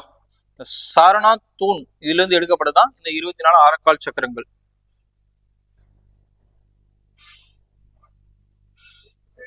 அடுத்து புத்தர் தனது முதல் சொற்பொழிவை நிகழ்த்திய இடம் எதுன்னு கேட்டா சாரநாத். ஓகேவா. புத்தர் வந்து நிர்வாணம் அட்டைன் பண்ணதுக்கு அப்புறம் வந்து பாத்தீங்கன்னா தன்னோட முதல் சொற்பொழிவு எங்க நடத்திருப்பாரு அப்படி வந்து பாத்தீங்கன்னா சாரநாத். சரியா. அவர் ஞானம் பெற்ற இடம் எதுன்னு கேட்டா புத்தகயா. நல்லா புரிஞ்சுக்கோங்க. அவர் ஞானம் பெற்ற இடம் எதுன்னு கேட்டா புத்தகயா. அவர் எங்க வந்து முதல் சொற்பொழிவு நிகழ்த்தினார் எங்கன்னு கேட்டா சாரநாத். சரியா. அடுத்து புத்தருடைய உடல் உறுப்புகளின் எஞ்சிய பாகங்கள் மீது கட்டப்படும் கட்டடத்தின் பெயர் என்னன்னு கேட்டா ஸ்தூபி. ஓகேவா. அதாவது புத்தருடைய உடல் பாகங்கள் எஞ்சிய பொருட்கள் எலும்புலாம் இருக்குல்ல அதுக்கு மேல வச்சு கட்டப்படுற அந்த கட்டடம் பேர் என்ன அப்படின்னு கேட்டா ஸ்தூபா. ஓகேவா. இப்ப சாஞ்சி ஸ்தூபா எங்க இருக்கு அப்படின்னு சொல்லிட்டு கமெண்ட் செக்ஷன்ல சொல்லுங்க. சாஞ்சி ஸ்தூபா எங்க இருக்குன்னு சொல்லிட்டு கமெண்ட் செக்ஷன்ல கமெண்ட் பண்ணுங்க. அடுத்து வர்தமானர் என்று அழைக்கப்படுபவர் யார் அப்படின்னு சொல்லிட்டு கேட்கிறாங்க. ஓகேவா. வர்தமானர் என்று அழைக்கப்படுபவர் மகாவீரர். எந்த மதத்தை சேர்ந்தவர்? சமண மதத்தை சேர்ந்தவர். ஓகேவா. Option B. அப்ப சித்தார்த்தர் என்று அழைக்கப்படுபவர் யார் அப்படின்னு சொல்லிட்டு கமெண்ட் செக்ஷன்ல சொல்லுங்க. சித்தார்த்தர் என்று அழைக்கப்படுபவர் யார் அப்படின்னு சொல்லிட்டு சொல்லுங்க. சரியா. அடுத்து எந்த போருக்கு பிறகு அசோகர் வன்முறையை துறந்து அகிம்சையை தழுவினார் அப்படின்னு சொல்லி கேட்கிறாங்க. எந்த போருக்கு பிறகு அசோகர் வன்முறையை துறந்து அகிம்சையை தழுவினார் அப்படின்னு சொல்லி கேட்கிறாங்க. நான் சொன்ன அப்பவே. ஓகேவா. கலிங்க போர். இந்த கலிங்க போருக்கு அப்புறம் தான் மிகப்பெரிய உயிர் சேதம் ஏற்பட்டுச்சு. ஆனாலும் அவர் ஜெயிச்சுட்டாரு. ஓகேவா. இவ்வளவு பேர் உயிர் போயிட்டு நம்ம ஒரு வெற்றியை சுவைக்கணுமா அனுபவிக்கணுமா அப்படின்னு யோசிச்ச நம்ம அசோகர் என்ன பண்ணிட்டாரு? போரைக்கே போக மாட்டேன் அப்படின்னு சொல்லிட்டு முடிவு பண்ணது எந்த போர் அப்படின்னு பாத்தீங்கன்னா கடைசியா போன இந்த கலிங்க போர் விளைவாக தான். இது எங்க இருக்கோ அப்படின்னு கொஸ்டின் கேட்டாங்க. ஒடிசால இருக்கு. சரியா. அடுத்து பேரரசர் அசோகரின் தந்தை யார் அப்படின்னு சொல்லி கேட்கிறாங்க. ஓகேவா. பிந்துசாரர். பேரரசர் அசோகரின் தந்தை பிந்துசாரர். இந்த பிந்துசாரோட அப்பா யாருன்னு பாத்தீங்கன்னா சந்திரகுப்த மௌரியர். மௌரிய வம்சத்தை நிறுவிய சந்திரகுப்த மௌரியர் தான் பிந்துசாரோட அப்பா. ஓகேவா? அப்ப பிந்துசாரோட மகன் யாரு அப்படின்னு கேட்டா அசோகர். சரியா? அசோகர். அடுத்து சிந்துவெளி நாகரிகம் எவ்வாறு அழிக்கப்படுகிறது அப்படின்னு சொல்லி கேக்குறாங்க. சிந்துவெளி நாகரிகத்துல நிறைய நகரம் கண்டுபிடிச்சுப்பாங்க. ஓகேவா? சிந்து, மொகஞ்சதாரோ, காளிபங்கன், லோத்தல், ராக்கி காரி அப்படின்னு சொல்லிட்டு சானுதாரோ அப்படின்னு சொல்லிட்டு நிறைய இடம் கண்டுபிடிச்சிருப்பாங்க. அதுல முதலாக கண்டுபிடிக்கப்பட்ட சிந்துவெளி நாகரிகத்துல கண்டுபிடிக்கப்பட்ட முதல் நகரம் எதுன்னு கேட்டா இந்த ஹரப்ப நகரம், இந்த ஹரப்பா தான். சரியா? அதனாலதான் என்ன சொல்லுவாங்க அப்படின்னு பாத்தீங்கன்னா சிந்துவெளி நாகரிகம் எவ்வாறு அழிக்கப்படுகிறது அப்படின்னு கேட்டா ஹரப்பா நாகரிகம் அப்படின்னு சொல்லுவாங்க. ஓகேவா? Indus valley civilization is also called as Harappan civilization அப்படின்னு சொல்லுவாங்க. சரியா? அடுத்து சிந்துவெளி மக்களால் அறியப்படாத விலங்கு. நான் சொல்லிட்டேன் அப்பவே, சிந்துவெளி மக்களால் அறியப்படாத உலோகம் எதுன்னு கேட்டா இரும்பு. சிந்துவெளி மக்களால் அறியப்படாத விலங்கு எதுன்னு கேட்டா குதிரை. சரியா? Option C. நல்லா ஞாபகம் வச்சுக்கோங்க. இதெல்லாம் இம்பார்ட்டன்டா கேட்கக்கூடிய கேள்விகள். கேட்டாங்கன்னா அதான் கேட்பாங்க. ஓகேவா? இந்திய நெப்போலியன் என்று அழைக்கப்படுபவர் யார் அப்படின்னு சொல்லி கேக்குறாங்க. சமுத்திரகுப்தர். ஓகேவா? இந்திய நெப்போலியன் அழைக்கப்படுபவர் யார் அப்படின்னு கேட்டா சமுத்திரகுப்தர். இந்தியா அதாவது குப்த வம்சத்தின் தலை சிறந்த அரசர் யார்? அதுவும் அவர் தான். ஓகேவா? அடுத்து உலக புகழ்பெற்ற நாலந்தா பல்கலைக்கழகம். ஓகேவா? உலக புகழ்பெற்ற நாலந்தா பல்கலைக்கழகம் தோற்றுவித்தவர் யார் அப்படின்னு கேட்டா குமாரகுப்தர். ஓகேவா? இந்த நாலந்தா பல்கலைக்கழகம் தான் வந்து பாத்தீங்கன்னா இந்தியாவினுடைய மிக பழமையான பல்கலைக்கழகம் சொல்லுவாங்க. இதை தோற்றுவித்தது யாருன்னு கேட்டா குமாரகுப்தர். இதை அழித்தது யாருன்னு கேட்டா பக்தியார் கில்ஜி அப்படின்னு சொல்லுவாங்க. உருவாக்கியவர் யாருன்னா குமாரகுப்தர், அழித்தவர் யாருன்னா பக்தியார் கில்ஜி. சரியா? விஜயநகர அரசின் அரச முத்திரையின் பெயர் என்ன? அரச முத்திரை எது அப்படின்னு சொல்லி கேக்குறாங்க. விஜயநகர அரசத்தின் அரச முத்திரை எதுன்னு கேட்டா வராகன். ஓகேவா? வராகன் என்பது என்ன அப்படின்னா பன்றி. ஓகேவா? இந்த வராகன் எப்படி ஞாபகம் வச்சுக்கலாம் அப்படின்னா நீங்க காந்தாரா படம் பார்த்திருப்பீங்க. அந்த காந்தாரா படத்துல அங்க வர அந்த எப்படி சொல்றது, அந்த பன்னி வேட்டையாட போவாங்க. அவங்க அம்மா வேணாம்னு சொல்லுவாங்க. அந்த பன்றியவே பாத்தீங்கன்னா அந்த கடவுள் அந்த அந்த சாமி உருவம் போட்டு அந்த ஹீரோ ஆடுறாருல, அதுல வந்து பாத்தீங்கன்னா நெத்தியில வந்து பாத்தீங்கன்னா அந்த அந்த சாமியே வந்து பாத்தீங்கன்னா பன்றியின் உருவமா தான் இருக்கும். அது என்ன சொல்லுவாங்க அப்படின்னு பாத்தீங்கன்னா வராகன் அப்படின்னு சொல்லுவாங்க. நம்ம ஊர்கள்ல வராகி அம்மன் கோயிலும் இருக்கும், நம்ம பார்த்திருப்போம். சரியா? விஜயநகர அரசின் முத்திரை எது அப்படின்னு கேட்டா வராகன். சரியா? அடுத்து மூன்றாம் பானிபட் போர் எந்த ஆண்டு நடைபெற்றது? 1761. இது ஃபர்ஸ்ட். இது செகண்ட் பானிபட் போர். இது தேர்ட் பானிபட் போர். மூன்றாம் பானிபட் போர் எந்த நடைபெற்றதுன்னா 1761. அப்ப இது என்னது? 1765. அப்பவே சொன்னேன் என்ன போர்? 1565 நடந்த போர் எது? இந்த கொஸ்டின்லயே திரும்ப வந்திருக்கு. பார்க்காம ஆன்சர் பண்ணுங்க. சரியா? கமெண்ட் செக்ஷன்ல சொல்லுங்க. மலை எலி என்று அழைக்கப்படுபவர் யார் அப்படின்னு கேட்டா நம்ம சிவாஜி. மிகச்சிறந்த மராத்திய அரசர் யார் அப்படின்னு கேட்டா இந்த சிவாஜி. அவர்தான் மலை எலி அப்படின்னு சொல்லுவாங்க. இந்த சிவாஜி ஃபாலோ பண்ண ஒரு போர் முறை என்ன அப்படின்னு சொல்லிட்டு கமெண்ட் செக்ஷன்ல சொல்லுங்க. சரியா? எந்த குப்த அரசரின் ஆட்சி காலத்தில் சீன துறவியான பாகியான் இந்தியா வந்தார்? அதாவது குப்த அரசர்கள் நிறைய பேர் ஆட்சி பண்ணாங்க. அதுல யார் ஆட்சி பண்ணிட்டு இருக்கும் போது இந்த சைனீஸ் டிராவலர் சீன துறவியான பாகியான் வந்து இந்தியா வந்தார் அப்படின்னு பாத்தீங்கன்னா இரண்டாம் சந்திரகுப்தர் ஆட்சி காலத்துல தான் வந்து பாத்தீங்கன்னா இந்த பாகியான் வந்து இந்தியா வந்திருப்பார். ஓகேவா? யாருடைய ஆட்சி காலத்தில் சீன துறவியான பாகியான் இந்தியா வந்தார் அப்படின்னு கேட்டா இரண்டாம் சந்திரகுப்தர். நல்லா ஞாபகம், இரண்டாம் சந்திரகுப்தர். சரியா? அடுத்து டெல்லி சுல்தானியத்தின் முதல் மற்றும் கடைசி பெண் ஆட்சியாளர் யார் அப்படின்னு சொல்லி கேக்குறாங்க. ரஷ்யா பேகம். ஓகேவா? இவங்க தான் முதல் மற்றும் கடைசி பெண் ஆட்சியாளர்.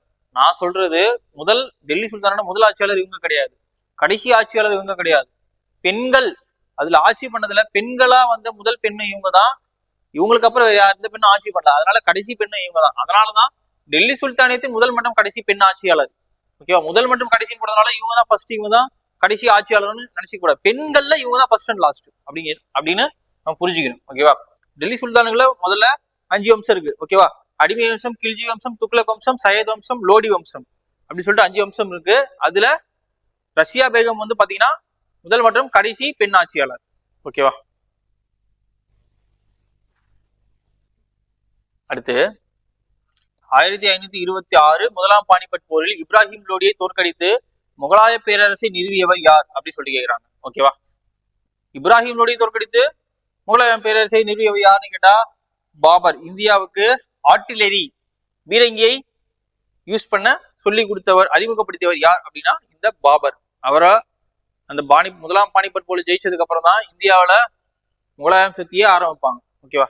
டெல்லியில் குவாத்துல் இஸ்லாம் மஸ்ஜித் எனும் மசூதியை கட்டியவர் யார் அப்படின்னு சொல்லிட்டு கேட்கிறாங்க. குத்புதீன் ஐபக். ஓகேவா. டெல்லி சுல்தானின் முதல் வம்சமான அடிமை வம்சத்தை தோற்றுவித்தவர் யார்? இந்த குத்புதீன் ஐபக். குவாத்துல் இஸ்லாம் மஸ்ஜித் எனும் மசூதியை கட்டியவர் யார் அப்படின்னு பார்த்தீங்கன்னா குத்புதீன் ஐபக். குதுப்பினாரை கட்ட அடித்தளமிட்டவர் யாருன்னு கேட்டாலும் குத்புதீன் ஐபக். சரியா.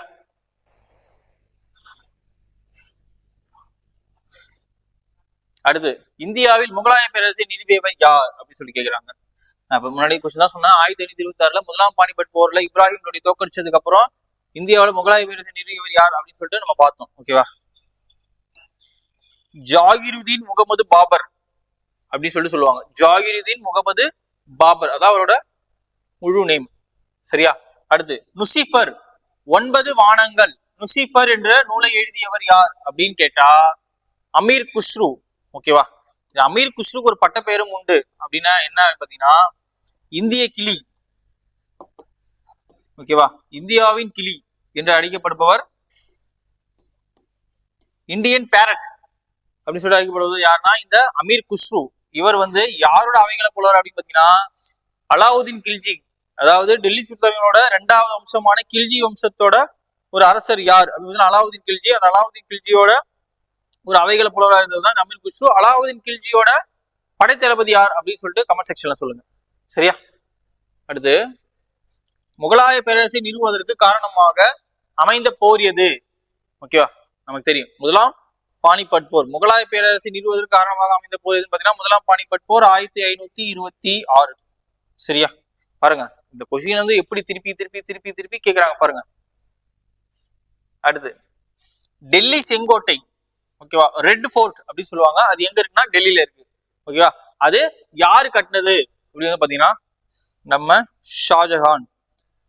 உலகில் 7 அதிசயத்தில் ஒன்றான தாஜ்மஹாலை கட்டிய ஷாஜஹான் தான் நம்ம டெல்லி செங்கோட்டையும் கட்டியிருக்காரு. ஓகேவா.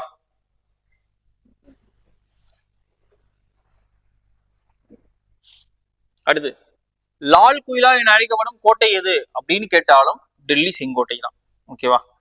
டெல்லி செங்கோட்டைக்கு இன்னொரு பேர் என்ன பார்த்தீங்கன்னா லால் குயிலா. ஆப்ஷன் சி, டெல்லி செங்கோட்டை லால் குயிலா அப்படின்னு சொல்லுவாங்க. சரியா. அடுத்த கொஸ்டின் பாருங்க. சுயராஜ்யம் என்ற பிறப்புரிமை அதை அடைந்தே தீர்வேன் என்ற முழக்கம் யாருடையது அப்படி சொல்லி கேட்டிருக்காங்க. நம்ம நிறைய தடவை சொல்லிட்டேன், திலகர். சரியா. திலகர் தான் சுயராஜ்யம் என்பது எனது பிறப்புரிமை அதை அடைந்தே தீர்வேன் அப்படின்னு சொன்னது யாருன்னா திலகர். இவர் ஒரு தீவிர தேசியவாதி. ஓகேவா. ரவுலட் சட்டத்தை கருப்பு சட்டம் என்று அழைத்தவர் என்று விமர்சித்தவர் யார் அப்படின்னு சொல்லி கேட்கிறாங்க. முதல்ல இந்த ரவுலட் சட்டம்னா என்ன அப்படின்னு பாத்தீங்கன்னா எந்த ஒரு முன்னறிவிப்புமின்றி ஒரு அரசு வாரண்டே இல்லாம நான் யார ஒன்னா கண்ணுல டவுட்னு படுது அப்படின்னா நான் அரெஸ்ட் பண்ணிடுவேன். என்ன கேள்வி கேட்கிற அதிகாரம் யாருக்குமே கிடையாது. என்ன ஏன் நீ அரெஸ்ட் பண்ணி நீங்க கேட்க முடியாது, மேலே அதிகாரியும் கேட்க முடியாது. அப்படி கொண்டு வரப்பட்ட சட்டம் தான் இந்த ரவுலட் சட்டம். ஓகேவா. இந்த சட்டத்தை தான் ஒரு பிளாக் ஆக்ட், கருப்பு சட்டம் அப்படின்னு சொல்லிட்டு காந்தி விமர்சனம் பண்ணியிருப்பாரு. சரியா. இதுக்கான ஆன்சர் என்ன அப்படின்னு பாத்தீங்கன்னா ஆப்ஷன் சி, காந்தி. சரியா. அடுத்து பாருங்க, சௌரி சௌரா. சௌரி சௌரா எந்த மாநிலத்தில் அமைந்துள்ளது? ஜாலியன் வாலாபாக் படுகொலை தெரியும் 1919 எங்க நடந்துச்சு? பஞ்சாப்ல இருக்கிற ஜாலியன் வாலாபாக் அந்த இந்த இடத்துல நடந்துச்சு. பைசாகி திருநாள் நடந்துச்சு அப்படின்னு சொல்லிட்டு படிச்சோம். இது பாத்தீங்கன்னா 1922 நடந்திருக்கும். சௌரி சௌரா ஒத்துழையாமை இயக்கத்தின் ஒரு பங்கா என்ன பண்ணிருப்பாங்கன்னா கோவப்பட்ட மக்கள் என்ன பண்ணிருப்பாங்கன்னா இந்த உத்தரப்பிரதேசத்துல இருக்கிற சௌரி சௌரா அப்படிங்கிற ஊர்ல என்ன பண்ணிருப்பாங்கன்னா அந்த காவல்துறை 22 பேரை காவல்துறையோட வச்சு எரிச்சிருப்பாங்க அந்த போலீஸ் ஸ்டேஷன்லயே. இப்ப எங்க இருக்கு அப்படின்னு பாத்தீங்கன்னா உத்தரப்பிரதேசம். Option A. சரியா.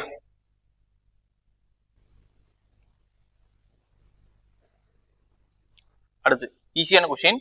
இந்தியா எப்போது சுதந்திரம் பெற்றது அப்படின்னு சொல்லி கேட்கிறாங்க. 1947 ஆகஸ்ட் 15. இது அரசியலமைப்பு ஏற்றுக்கொள்ளப்பட்ட நாள். இது பாத்தீங்கன்னா குடியரசான தினம். ஓகேவா. இப்ப ஆகஸ்ட் 14 பாத்தீங்கன்னா பாகிஸ்தான். இப்போ நமக்கு ஆகஸ்ட் 15 அப்படின்னா நமக்கு ஒரு நாள் முன்னாடி பாகிஸ்தானுக்கு விடுதலை கிடைச்சது. அது ஆகஸ்ட் 14. ஓகேவா. அடுத்து, புகழ்பெற்ற பிளாசி போர் எந்த நதிக்கரையில் நடைபெற்றது அப்படின்னு சொல்லி கேட்கிறாங்க. பிளாசி போர் எந்த நதிக்கரையில் நடைபெற்றது அப்படின்னு கேட்டீங்கன்னா பாகீரதி என்று அழைக்கப்படுற ஹூக்ளி என்று அழைக்கப்படுகிற பாகீரதி நதி, இந்த நதிக்கரையில தான் இந்த புகழப்பட்ட பிளாஸ்டிக் போர் நடைபெற்றது. இந்த பிளாஸ்டிக் போர் எந்த ஆண்டு நடைபெற்றுச்சு அப்படின்னு பாத்தீங்கன்னா 1757. ஓகேவா. இதுல ஆங்கிலேயருக்கும் வங்காள நவாபாக இருந்த சிராஜுத் தௌலாவுக்கும் நடந்ததுதான் இந்த பிளாஸ்டிக் போர். சரியா.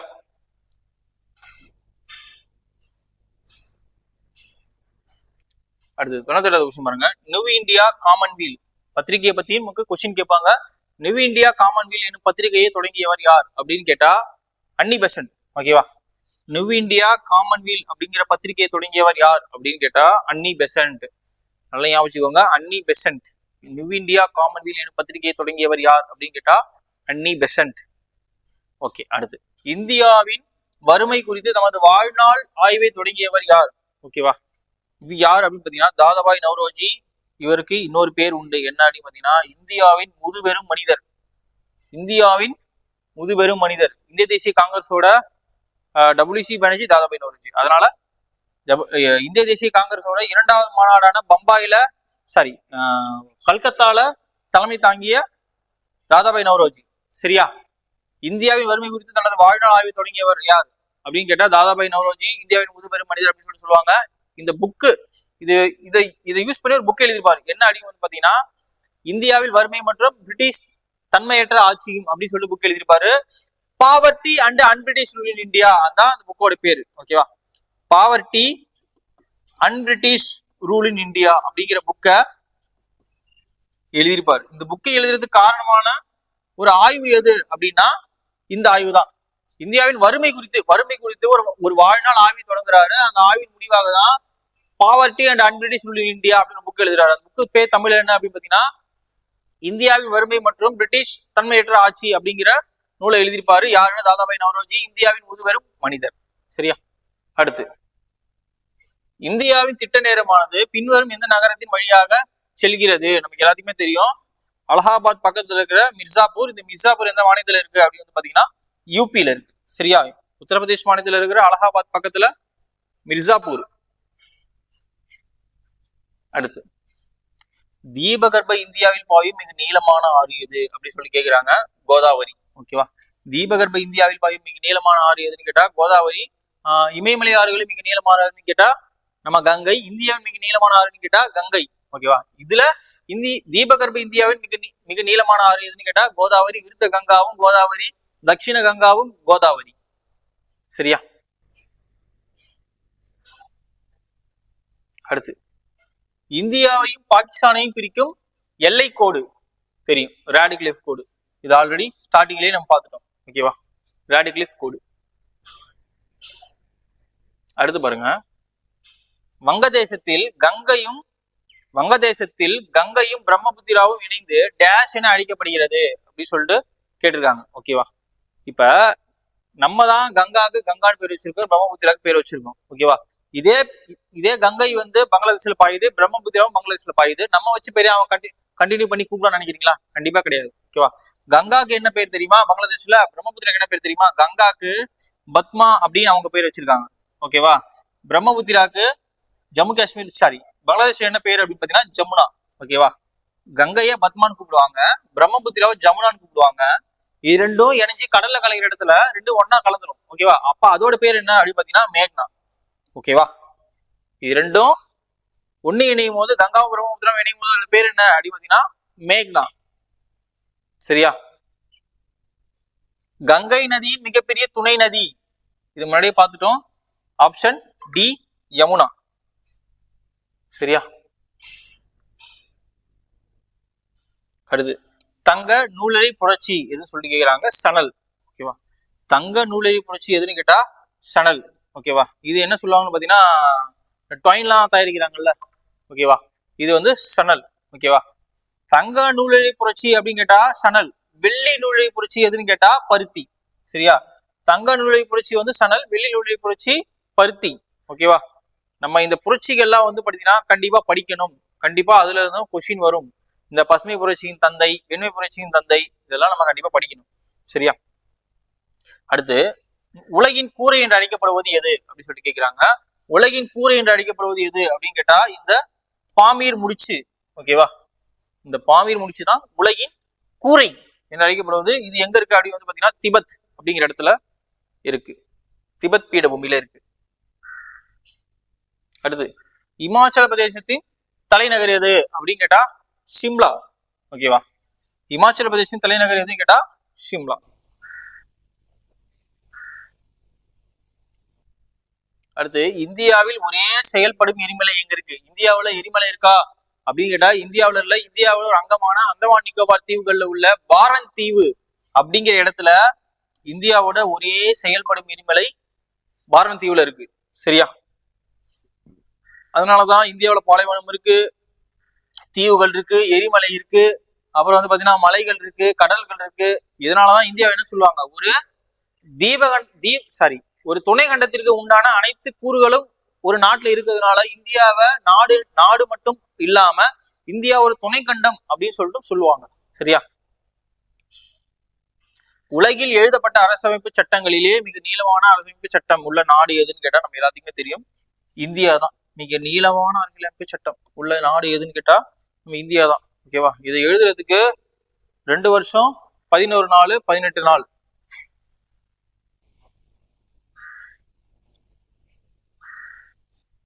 ஓகே, அடுத்து நமது அரசியலமைப்பு சட்டத்தை உருவாக்கிய முதன்மை வடிவமைப்பாளர் யார் அப்படின்னு கேட்டா டாக்டர் BR அம்பேத்கர். ஓகேவா, அதனாலதான் இந்திய அரசியலமைப்பின் தந்தை யார் அப்படின்னு கேட்டா டாக்டர் BR அம்பேத்கர் அப்படின்னு சொல்லிட்டு நம்ம சொல்றோம். சரியா, அடுத்து இந்திய அரசியலமைப்பின் பாதுகாவலன் என அழைக்கப்படுவது எது. இந்திய அரசியலமைப்போட பாதுகாவலன் அப்படின்னு சொல்றது எதுன்னு பாத்தீங்கன்னா இந்த உச்ச நீதிமன்றம். இந்த உச்ச நீதிமன்றம் வந்து பாத்தீங்கன்னா ஒரு எப்படி சொல்றது, ஒரு இண்டிபெண்டன்ட் பாடி அப்படி சொல்லுவாங்க. இண்டிபெண்டன்ட் பாடினா எனக்கு தமிழ்ல சொல்ல தெரியல. இந்த இண்டிபெண்டன்ட் பாடினா என்ன அப்படின்னு பாத்தீங்கன்னா இந்த உச்ச நீதிமன்றம்ங்கிறது இந்தியாவில யாரையும் மதிக்கணுங்கிற அவசியமே கிடையாது. அவங்க தன்னிச்சையா செயல்படுறதுக்கான அனைத்து அதிகாரமும் அவங்களுக்கு உண்டு. அவங்களை யாரும் கட்டுப்படுத்த முடியாது. ஓகேவா, அதுதான் இந்த உச்ச நீதிமன்றம். சரியா, அடுத்து பாருங்க, அரசியலமைப்புக்கு உட்பட்டு தீர்வு காணும் உரிமை என அழைக்கப்படுவது எது அப்படி வந்து பாத்தீங்கன்னா இந்த 32. ஓகேவா, அரசியலமைப்புக்கு உட்பட்டு தீர்வு காணும் உரிமை அப்படி வந்து பாத்தீங்கன்னா இந்த ஆர்டிகல் 32 ஆப்ஷன் B. அப்ப இது என்னது வந்து பாத்தீங்கன்னா இது வந்து மாநிலத்துக்கு ஹைகோர்ட், இது வந்து பாத்தீங்கன்னா சுப்ரீம் கோர்ட். சரியா, இதுக்கான ஆன்சர் என்னன்னு பாத்தீங்கன்னா ஆப்ஷன் B தான். கன்ஃபியூஸ் ஆகக்கூடாது.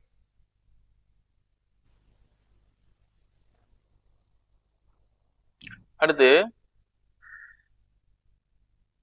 தற்போது அரசியலமைப்பு சட்டத்தில் உள்ள பகுதிகள் அட்டவணைகளின் எண்ணிக்கை எத்தனை. ஓகேவா, அட் பிரசன்ட்ல எத்தனை பகுதி இருக்கு, எத்தனை அட்டவணைகள் இருக்கு அப்படின்னு சொல்லி கேட்கிறாங்க. எத்தனை பகுதிகள் இருக்குன்னு பாத்தீங்கன்னா 25 பகுதிகள் 12 அட்டவணைகள். Option D. ஓகேவா, ஆப்ஷன் D. இப்ப பிரசன்டா 25 பார்ட்ஸ் இருக்கு, 12 ஷெட்யூல் இருக்கு. ஓகேவா, அப்ப முதல்ல எத்தனை இருந்ததுன்னு பாத்தீங்கன்னா அரசியலமைப்பு எழுதும் போது 22 பகுதிகள் 8 அட்டவணை தான் இருந்துச்சு. ஓகேவா, ஆனா இப்ப 25 பகுதிகள் 12 அட்டவணைகளா ஆகிருச்சு. சரியா, அடுத்து நம்பிக்கையில்லா தீர்மானத்தை டேஷில் மட்டுமே அறிமுகப்படுத்த முடியும் அப்படி சொல்லி கேட்கிறாங்க. No confidence motion can only introduced in Lok Sabha. Option B. ஏன்னா மக்களால் ஓட்டு போட்டு தேர்ந்தெடுக்கிறோம், நம்ம ஓட்டு போட்டதுனாலதான் அவங்க ஜெயிக்கிறாங்க, ஜெயிச்சதுனாலதான் பிரதமர் ஆகுறாங்க. சரியா, அப்ப நம்பிக்கையில்லா தீர்மானம் கொண்டு வந்து ஒரு ஆட்சியை கவுக்கணும் அப்படின்னா அது எங்க கொண்டு வரணும், நம்ம ஓட்டு போட்டதுல கொண்டு வரணும். அப்ப நம்ம எங்க ஓட்டு போட்டோம், லோக்சபா, அதாவது மக்களவைக்கு தான் ஓட்டு போட்டோம். சரியா, அப்ப நம்பிக்கையில்லா தீர்மானம் எங்க எடுத்துட்டு வர முடியும், லோக்சபால மட்டும் தான் கொண்டு வர முடியும். ஏன்னா இது வந்து பாத்தீங்கன்னா பர்மனன்ட் பாடி, பர்மனன்ட் ஹவுஸ் கிடையாது, நிரந்தர அவை கிடையாது. அப்ப இதுதான் நிரந்தர அவை, இந்த மாநிலங்களவை தான் நிரந்தர அவை. சரியா, இதை நம்மளால கலைக்க முடியுமா அப்படின்னா இதை கலைக்கவே முடியாது, அதை மட்டும் தான் நம்மளால கலைக்க முடியும். அடுத்து நாட்டின் உண்மையான தலைவராகவும் நாட்டின் முக்கிய செய்தி தொடர்பாளராகவும் செயல்படுகிறார் யாருன்னு பாத்தீங்கன்னா பிரதம அமைச்சர். ஓகேவா, இவர் தான் யாரு, பிரதமர் அப்படி சொல்லுவாங்க, பிரைம் மினிஸ்டர் அப்படி சொல்லுவாங்க. சரியா, இந்திய நாட்டின் உண்மையான தலைவர் அப்படி ஏன் அப்ப வந்து குடியரசுத் தலைவர் இல்லையா அப்படின்னு டவுட் வரும்.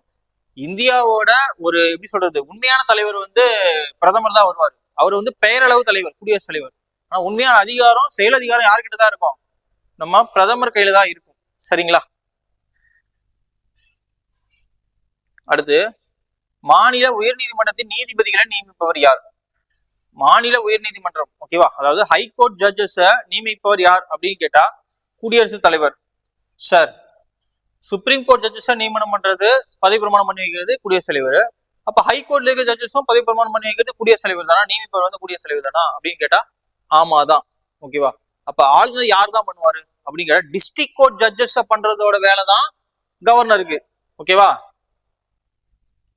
Option D.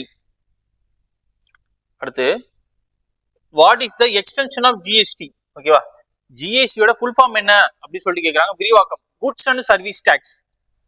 Goods and service tax எல்லாத்துக்குமே தெரியும்.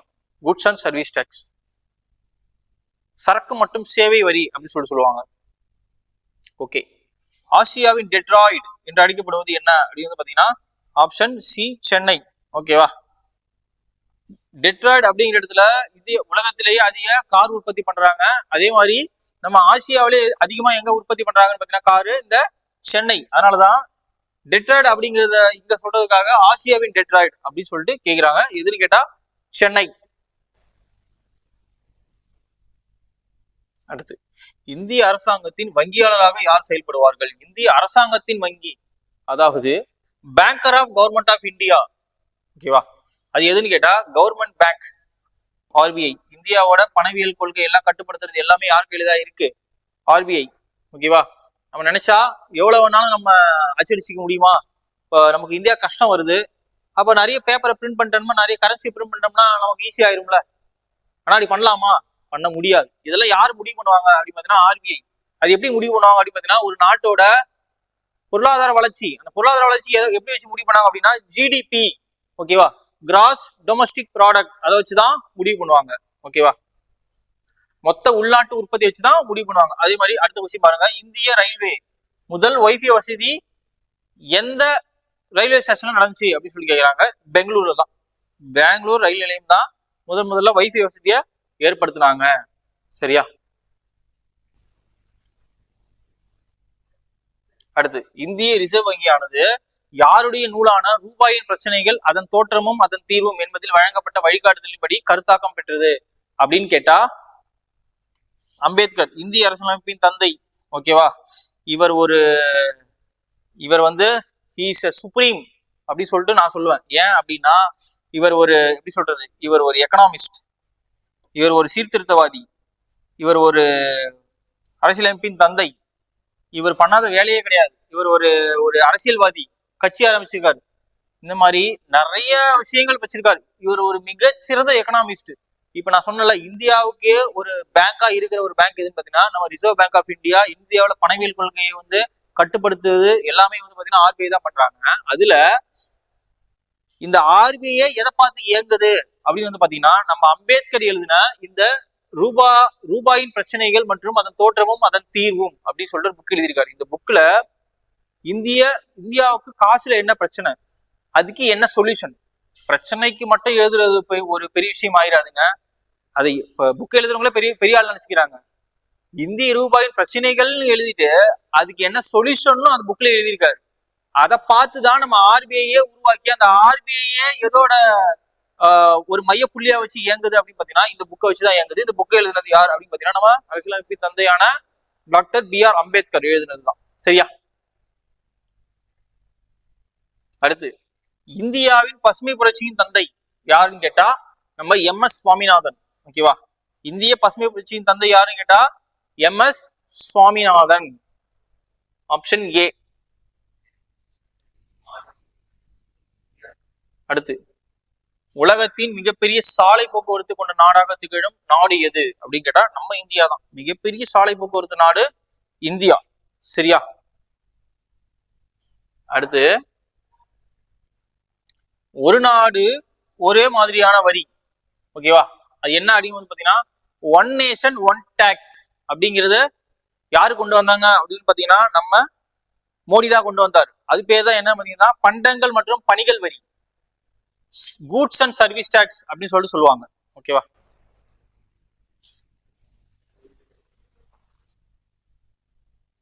அடுத்து கடைசி கொஸ்டின் 125 கொஸ்டின் பாருங்க. இந்தியாவின் முதல் குடிமகன் யார்? இந்தியாவின் முதல் குடிமகன், இந்தியாவினுடைய மிக உயரிய பதவி, அப்புறம் வந்து பாத்தீங்கன்னா இந்தியாவின் முப்படைகளின் தலைமை தளபதி, ஓகேவா? உச்சநீதிமன்ற தலைமை நீதிபதி நியமிப்பவர், இந்தியாவின் பிரதமரை நியமிப்பவர், இந்தியாவின் உச்சநீதிமன்ற தலைமை நீதிபதி நியமிப்பவர். அந்த மாதிரி இந்த எக்கச்சக்கமான வேலைகளை செய்யக்கூடியவர் யார் அப்படின்னு பாத்தீங்கன்னா இந்த குடியரசுத் தலைவர் தான். சரியா? இந்தியாவுல யாரோட பதவி வேணாலும் காலியா இருக்கலாம். ஆனா இவரோட பதவி மட்டும் வந்து பாத்தீங்கன்னா ஒரு நாள் கூட காலியா இருக்க கூடாது. அதனாலதான் வெட்டியா ஒரு பதவியை போட்டு வச்சிருக்காங்க. என்ன அப்படின்னு துணை குடியரசுத் தலைவர். துணை குடியரசுத் தலைவருக்குன்னு ஒரு வேலையே இந்தியாவில கிடையவே கிடையாது. அப்ப இந்த பதவியை ஏன் வச்சிருக்காங்க அப்படின்னா, சப்போஸ் இவர் காலி ஆயிட்டாலோ, இவர் பதவி விலகிட்டாலோ, இவரோட வேலையை இவர் செய்யறதுக்காண்டி தான் இந்த துணை குடியரசுத் தலைவர் பதவிங்கிறதே வச்சிருக்காங்க. சரியா? அவ்வளவுதான்.